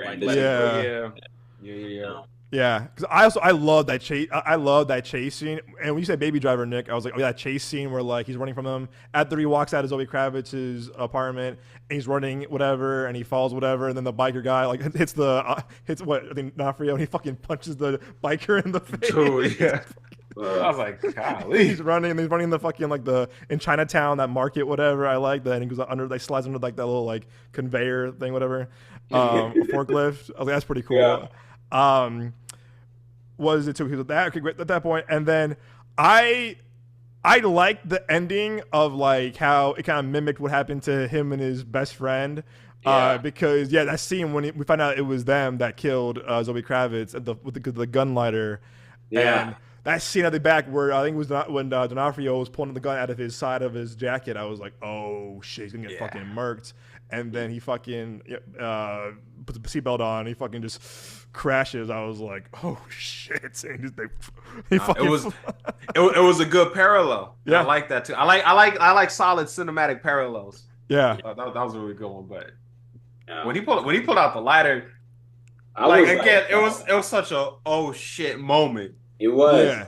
Because it was like, bro, like you really had us like warming up to these guys, and then like it's like it was them. What did Ice Cube say? He's like, it's you. Yeah. Oh my god. Oh my god. How could you? How could you, man? Wait, hang on a second. Wait, is that from That's from that War of the Worlds movie. Oh my god, bro. I haven't seen that movie, but it's everywhere. It's you. It's everywhere on social media. Jesus. How could you, man? It's you. Oh my god! Did you guys see the scene of him running in the scene, running from the flash drive? I need that flash drive! I need that flash drive! He's running like the CIA building. He's like fucking running in the hallway. And you see the fucking security cameras like, I need that flash drive! And he's just running. In War of the Worlds? Yeah. Oh, okay, because I only saw the meme. Like I haven't seen the I movie haven't in seen the full. movie. Yeah, I haven't seen that bro. movie. Because when they dropped the trailer for that movie, I was like, We War of the texted, remember? Worlds. We texted. Yeah, I'm like War of the Worlds with Ice Cube. Even Longoria, like the most randomest fucking cast ever. Like the trailer just seems so fucking rough. If you guys want to have a good laugh, watch Double Toasted's bad movie roast about it. They do not hold back. They go off in this movie, and it's so fucking funny. But you're right though. Like it was so like the fucking betrayal of it is kind of like, and because again, it's like I really thought he joined the family or some shit. I don't know. Oh well, he's half Jewish. I was like, okay, I guess these got to be his people now. But I had a theory though. For some reason, I still thought that like even if he brought him to the money, they're still gonna kill him regardless. Yeah. I mean, yeah. No loose ends. You know, like he. 100%. Because like, why wouldn't they? You know, why wouldn't they? Yeah, you got the money. Okay, you're just a fucking nobody bartender. You know, who got these people killed. Like, see ya, easy. Here's an easy way. Easy, you know, add to the list of people we've killed. So, I think also he knew that too. Is that there was no wonder like even I give the guys to the storage unit, I'm dead either way. So I'm gonna make sure kill them before they kill me. I'm surprised the cat didn't die because that impact. Because he was holding that cat in him. I was like, damn, how'd that cat not like get like some scruffed up even more? Power of love. Power of love. Yeah, right. Power of love protected it. He had the Harry Potter mom spell.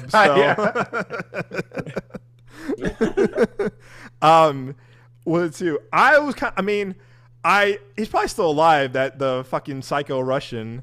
Because like with the birthmark. The birthmark. Remember, he fucking knocks him out. And I said in the movie, I was like, get the bat and like no double tap. I'm like, make sure he's dead. Double make sure tap. Yeah. Nah, like that type of dude. Yeah, man. Gonna have to like drop him off a building or something. And I tell you what, it's a small shit. Small. You're right. That dude was fucking crazy. He was like the personification of a fucking rabid dog. Like this dude was just out of control. Dude, the fucking thing does with the fucking head. The fucking head move he does. I was just like, oh Jesus, dude. I was like, ah. Nah, I'm like, bro. What you know what too, for a movie that was in the 90s, I'm glad it wasn't like too nostalgic too. It wasn't like, hey look, I mean they showed, you know, like the Twin Towers, they showed Shea Stadium of course, but like they weren't like, hey look, here's a Radio Shack, here's like, you know, this whatever. It's like they weren't like, they weren't like in your face about it. Yeah. Look at this, like this whatever. And I like this too because I felt like if it was now, like, you know, again, because they had like that scene of like, hey, like, can you use your phone? He goes, don't fucking waste my minutes. That was kind of funny. I'm like, waste your minutes. I was like, what the fuck year is it? Oh, yeah. Here's this. I like that because if it was like now with these, it would have been like, hey, like, babe, watch out, they're on their way, blah blah blah. Or because she probably would have called him when those guys walked into the apartment to kill her. Like, so it'd be like it added more to the mystery, added to like, oh, this wouldn't happen because again, back then there wasn't the phones, there wasn't social media, so it's like it wasn't as accessible, whatever. So I did like that part a lot, and I was kind of surprised. I mean, it's Aronofsky, but like again, not holding back. Kind of the long walk was like this movie did not hold back on the brutality or the violence too. I was like, oh shit, like they took it there. And I was just like, you damn right you did. And it was effective. It made it work. Did you catch that, who the bartender was at the end of the movie, Moses? Nick did.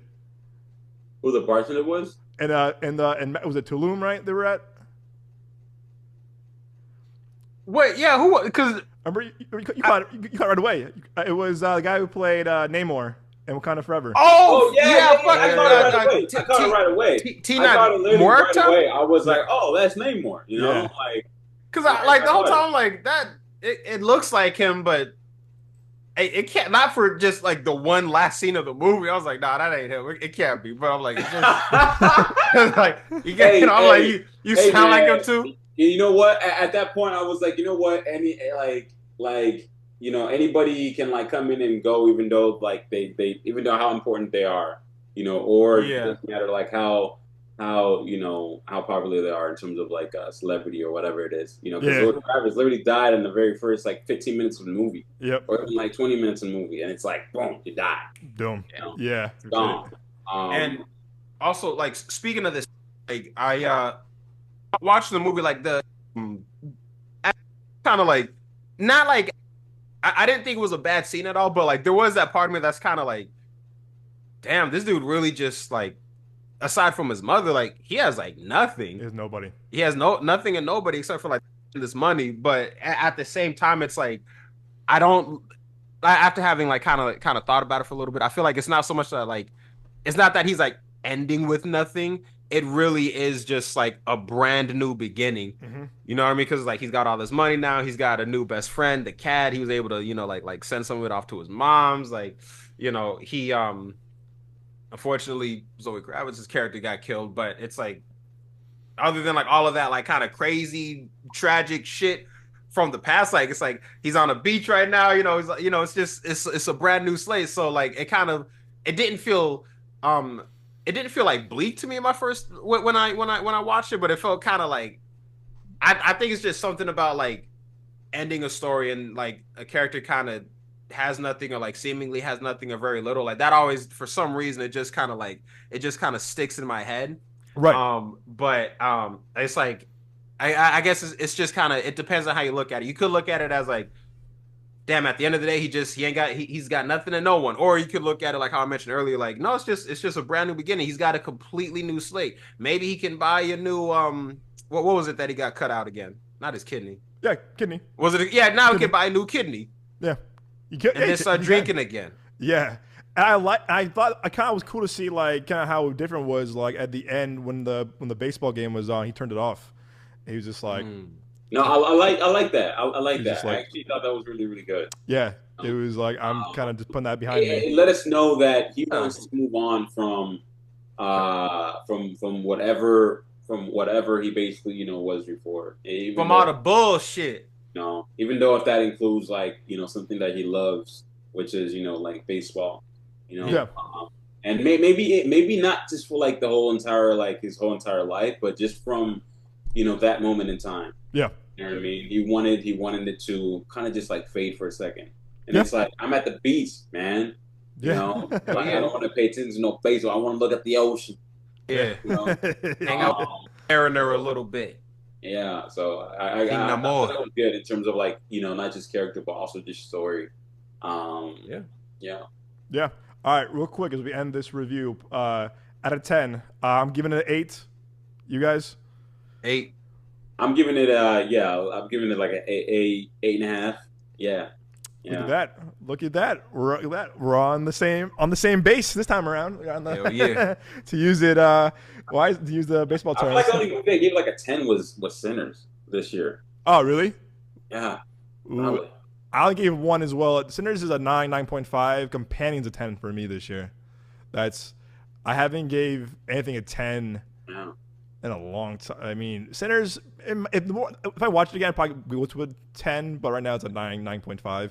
As is F1. F1 is probably definitely is like a 9 or 9.5. Yeah.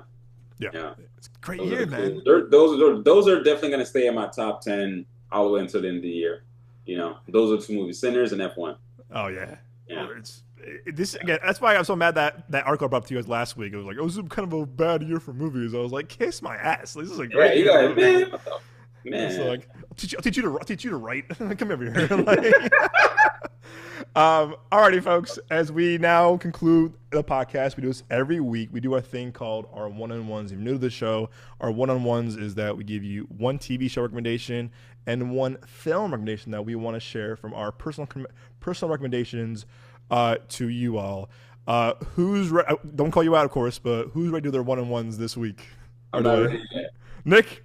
I'm always ready. I'm always ready. I'm always ready. I'm like, pick me. No, so for my movie, just to kind of keep it a little bit on brand with the Stephen King thing we got going on, I'm going to talk about 2004's Secret Window, starring Johnny Depp, Maria Bello, John Turturro, and of course, Timothy Hutton? Yeah, Timothy Hutton. Oh, I shit, yeah. almost said Timothy Dalton, but that was bomb. It's a Stephen. It's an adaptation of a Stephen. It was originally called Secret Garden Window, and the story follows Mort Rainey.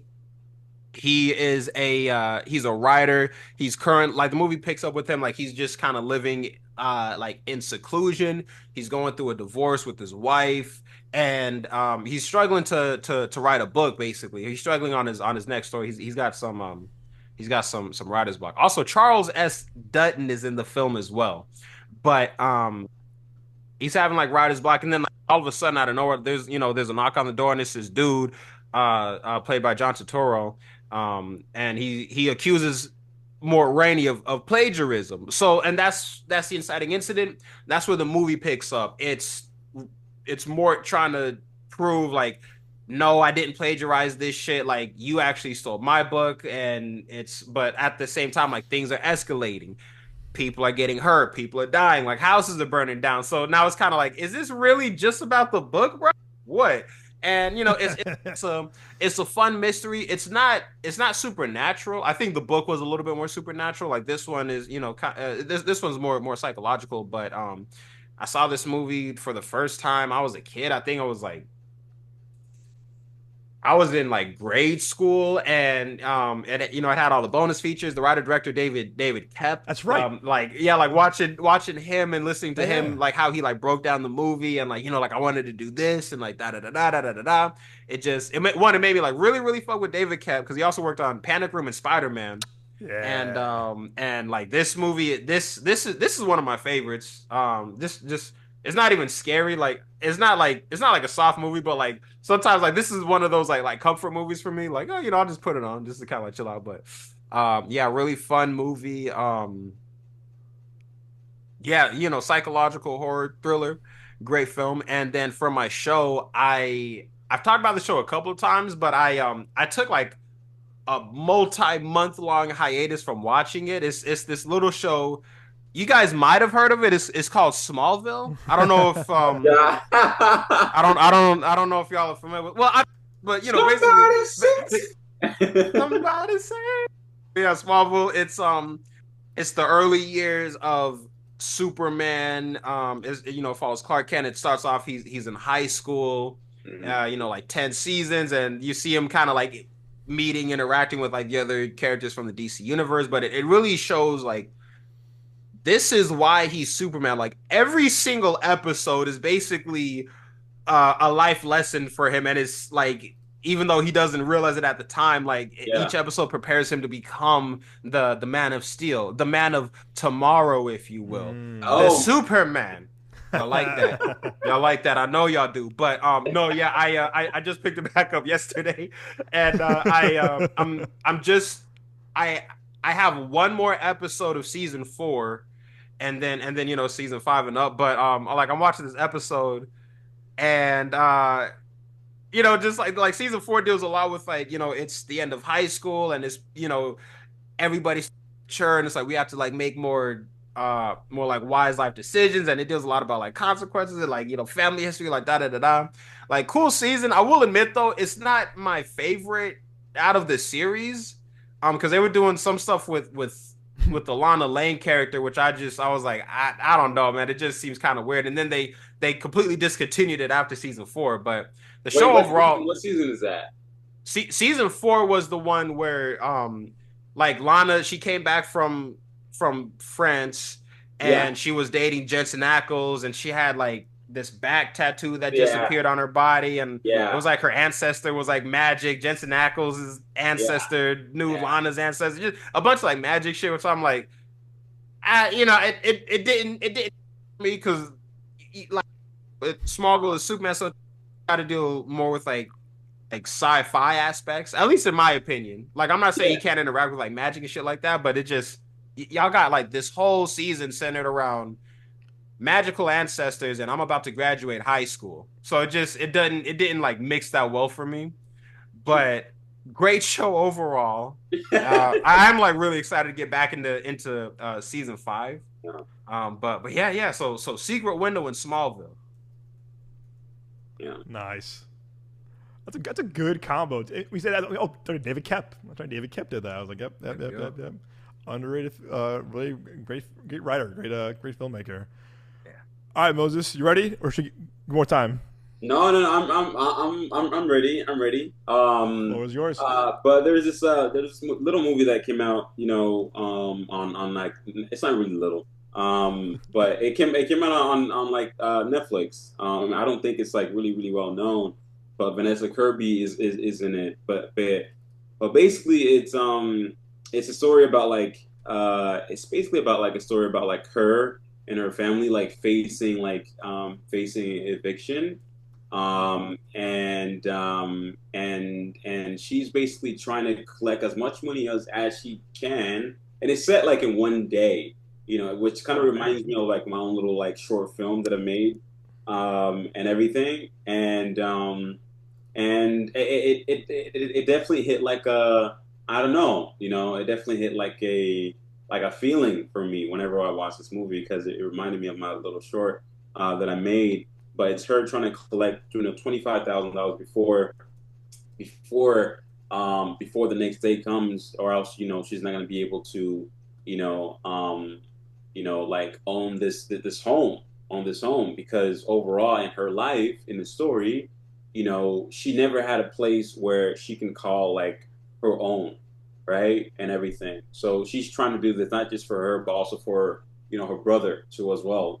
And also like her mom and everything. Just even though her mom kind of neglects her here and there, and it's a very like sweet story.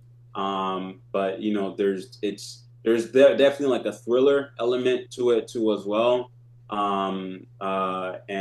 There's definitely some like energetic sort of like a moments as well to it. That girl, that actress from Uncut Gems, is also in the movie too. I'm forgetting her name. Julia Fox. Oh, that her? Yeah, yeah. She's also in the movie as well. And she, she's not there like greatly and everything like that, but she does have a really she does have like a really good like send out like a little bit of a good performance in the film.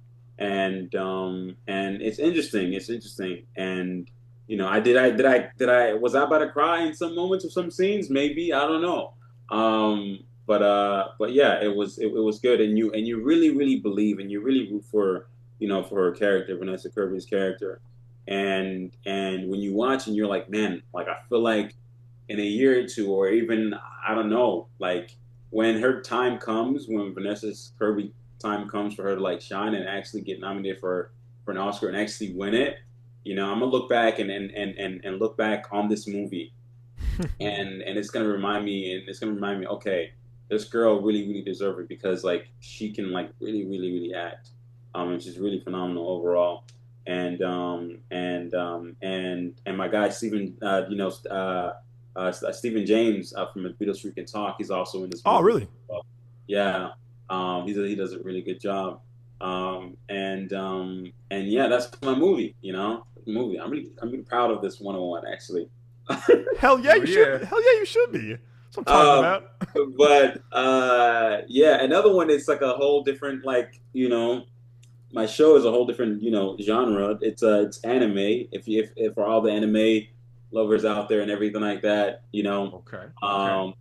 If you love Dragon Ball Z, if you love Naruto, like this show called Solo Leveling is a really fun solo leveling. It's a really fun show,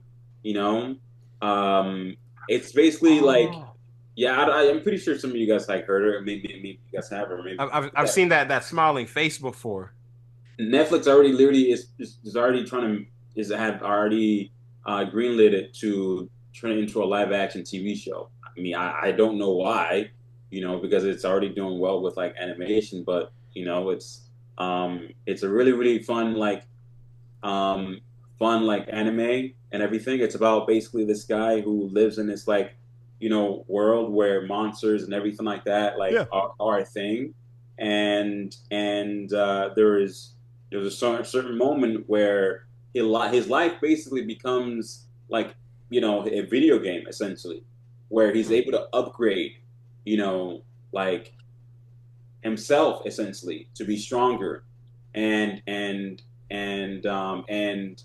whenever we get to his like point of view, whenever we get like a point of view, sort of like a shot, we are able to see like a hologram of like things that he's able to upgrade, like his speed, like his strength and things like that. Whenever he decides to like run and things like that, and it's really, really interesting and it's really, really fascinating. But it's also just, I mean, it's just a fun show, it just kicks ass, man. Okay. That's it. Yeah. I mean, I'm gonna have to check this one out. Yeah, that's a good pitch, actually. That's a really good pitch. It's just basically this character who's like or like farming the whole entire show. Oh damn. Okay. Like you are usually. What are you talking about, man? He said, "What are you talking about, man?" You know what? You know what it is. No, no, but yeah, if you love like I said, Dragon Ball Z or Naruto and things like that, you'll definitely appreciate this show because it's also very fun and everything. So that's a list. All right. Yeah, I want to watch the movie. Yeah, the movie you said, because I know my mom's boss told us to watch it too. Also, I know the actor who has Down syndrome, this guy right here, is in it too. Yeah, so yeah. Wasn't he in the Shia LaBeouf film? Yeah, he was. Peanut Butter Falcon. Peanut Butter Falcon. I thought that was the title, but I was like, I might be misremembering. Yeah, he's also great. He's really, really good. You're rooting for him. Not just because like his character, but you're rooting for him to make sure that because he plays as an older brother to Vanessa Kirby's character and everything, and you root for him to motivate and like push Vanessa Kirby's character in a way that uplifts the story. So and yeah, because like his brother is just like, I just want you to know that you're okay, Yeah. So, and it's nice, dang. That's beautiful. Yeah, I'm gonna watch this. I might watch it with my brother because I know he loves seeing this guy, seeing himself. Again, this is why I always say representation on screen is so important. It's so important for everybody. And seeing when my brother saw him on the screen for Peanut Butter Falcon, like he saw himself on the screen for the first time, and it was just like how important it is for everyone and for any kind of group or community. It's so important for representation to be on screen. So I'm for sure gonna watch this with him now. So I'm glad you brought it up. Thanks, Moses. All right, for me, I'm gonna do my TV show first. I'm gonna cheat a little bit. It's a TV special. And I'm gonna go with Dave Chappelle's The Dreamer. It's one of his last Netflix specials. Actually, more than the shirt I got from his concert a couple years ago with him and Chris Rock. Nice. If you can ever go see it, on the back, you can't see it. On the back is a picture of him and Chris Rock. Kind of just shooting the shit. Dave Chappelle, I'm a little biased. He's my favorite comedian. Like I can watch him in anything, and he cracks me up. He can crack me up, and everything he does, he makes me laugh. He just makes me laugh. I seeing him live a couple years ago, I almost peed myself because I laughed so hard. And this was one of his last ones. It wasn't one of his best, but to me, I remember laughing a lot because he made fun of Chris Rock, he made fun of Will Smith, he made fun of when he got attacked in L.A., the guy had a knife on him. It's really funny, and also too because I felt like whenever he dropped the Netflix special, so many people were outraged by it. Like they were so outraged by it, but I was just like, that's Dave Chappelle. I said, have you watched Chappelle's show? Have you seen any of his stuff? Like he makes fun of everybody. Like no one is safe in his specials. And he made a funny jokes about he was just like the opening joke, he was like, I'm not making fun of a certain group of people, wink wink, not yet. And then he got later on the show he does it, and it's so funny. I mean, yeah, I heard some of the jokes when I was at his concert a couple years ago, but man, I'm gonna watch this one because I rewatched it recently, and I'm just like, yo, it's still as funny. It's not as funny as the whole Juicy Smollett thing a couple years ago, but I mean, this was just it's so funny. And again, that was the last one he's done since I think it was 2.5 years ago, give or take me 2 years. I remember watching it late at night one time, a year or two ago when it came out. And I was just, at midnight, watching when it came out at midnight, I was howling laughing in my apartment that late at night. I was just laughing so hard because, again, it's the way he's a great storyteller. He's so quick too. And like, the way he kind of looks at the audience and looks at the camera, like, it's so Dave Chappelle-like, where it's like only he could do this. And to me, he's a genius and a guy who I admire a lot. And again, anything he does, again, from sketch comedy to even interviewing, stuff like that. When he was on the press tour for Star is Born a couple years ago, also he was so good in Star is Born. The small role he had, he was so good in that movie. But like just him in interviews too, he's just a master storyteller. I'm so like amazed by his storytelling ability. Where it's just like that's why he's the GOAT. That's why he's one of the best comedians ever, and he's super funny. So I was gonna say one thing about Dave Chappelle that he's really good at. Like even though he's like a comedic and everything like that, like he is a person where when he's on stage and when he's serious, you're quiet. Quiet. You're listening. You're not laughing or anything like that. You're just literally listening to the words that he's saying because you know the words that he's saying, are somewhat and it could be true, and he's completely honest about it too as well. Whenever he's like literally trying to tell you what's up. And that's the one thing that I know that he does way much better than every other comedian out there that I know. So Moses, bro, spot on, well said. And to back your point, which you said beautifully, that's why I loved his speech at SNL in 2016 when Trump won in 2016, because he was making jokes, he was being serious too. But to your point too, when he's talking serious, he's talking about like how, remember he went to an event in the White House when it was BET was sponsoring it, and he goes, I went to a BET party when Obama was president, and everyone was black, but Bradley Cooper for some reason. And then he makes that joke, and then he's still making jokes if he's being serious, whatever. He goes, and when I see all those black faces and Bradley, and he's just being serious, but he's making a joke about it too.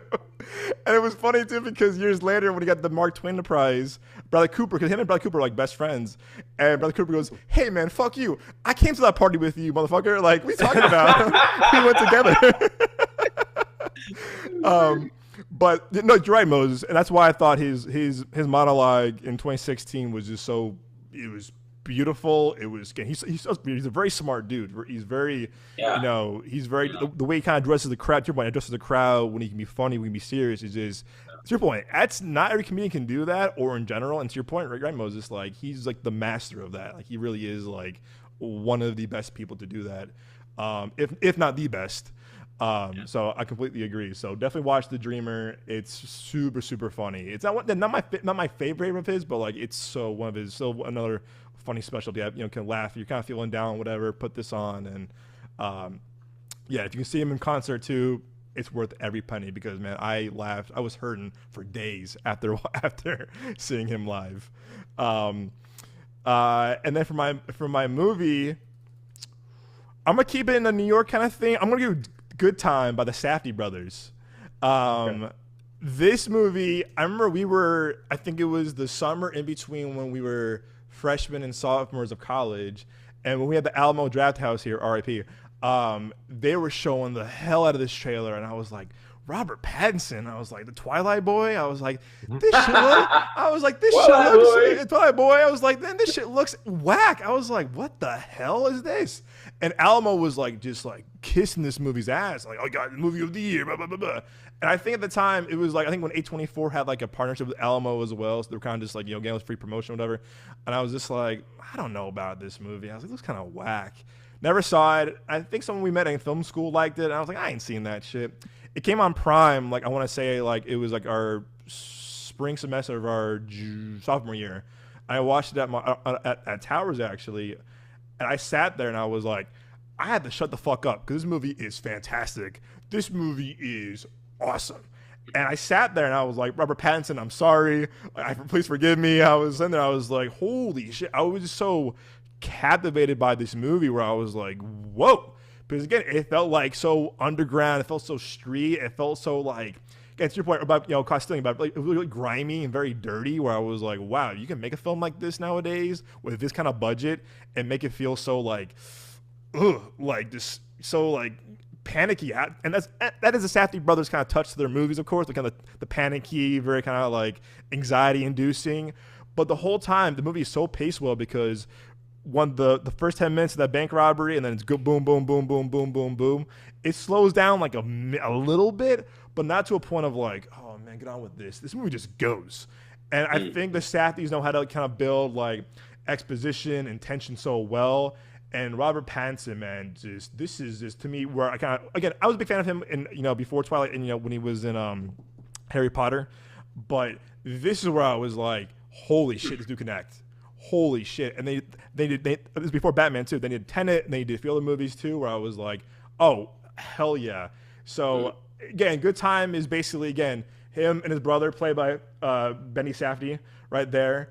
They rob a bank and opening of the movie. Benny Safdie's character has special needs. He gets caught, and then it's this citywide manhunt in New York to look for Robert Pattinson's character. And the shit he goes through and the shit he does, the whole time you're just like, dude, what the fuck are you doing, man? Turn yourself in. You're a dumb criminal, but you're smart in your own way, if that makes sense. And he just gets himself into like, and it's spiraling out, but like you can't help but watch. You're just like, I want to look away, but I'm so intrigued of like, what the fuck are you doing? And oh man, it's so good. And when the Uncut Gems trailer came out, like, oh guys, we made Good Time. I said, sign me up. I was like, you damn right, I'm seeing this movie day one. I love Good Time. And it's just a great, again, one of A24's best, if you ask me, but also it showcases why the Safdie brothers are just again, master storytellers and master filmmakers as well, because again, these guys know how to build suspense and tension so well.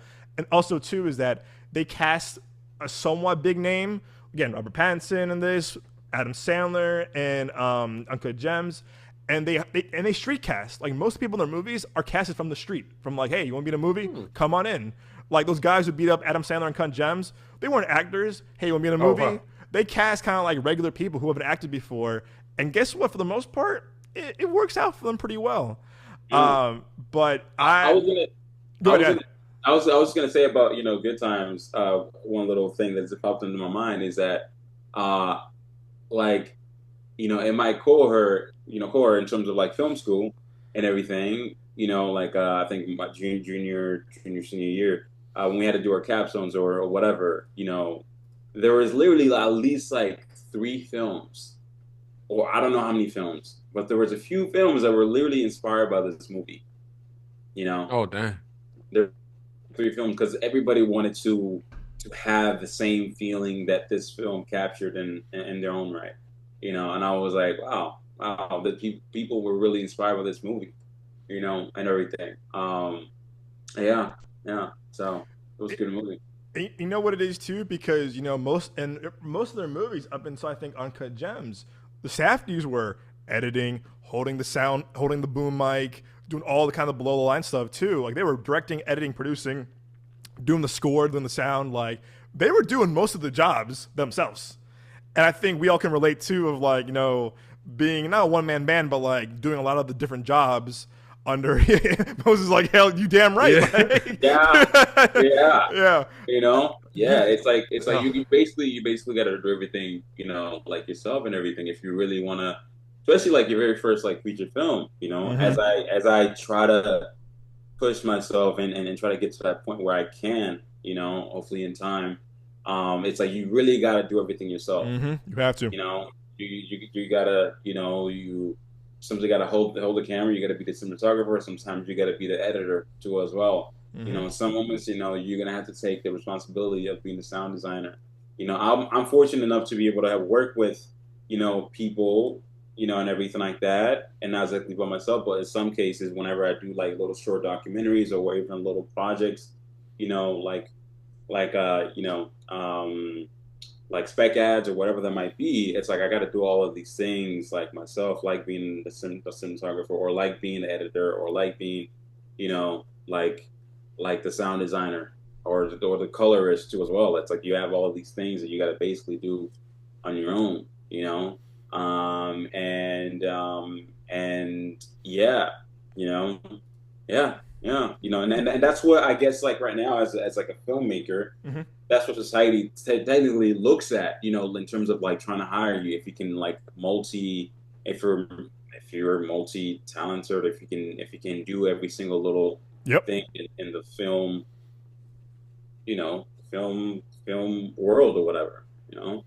Yeah. So, yeah. And you guys have both shared stories with your productions and stuff you guys done of how you guys did X, Y, Z, this, whatever. And guess what? You guys both have won awards. Again, I want to pat you guys on the shoulder for sure because like you guys have both had to like put on many hats to make your art.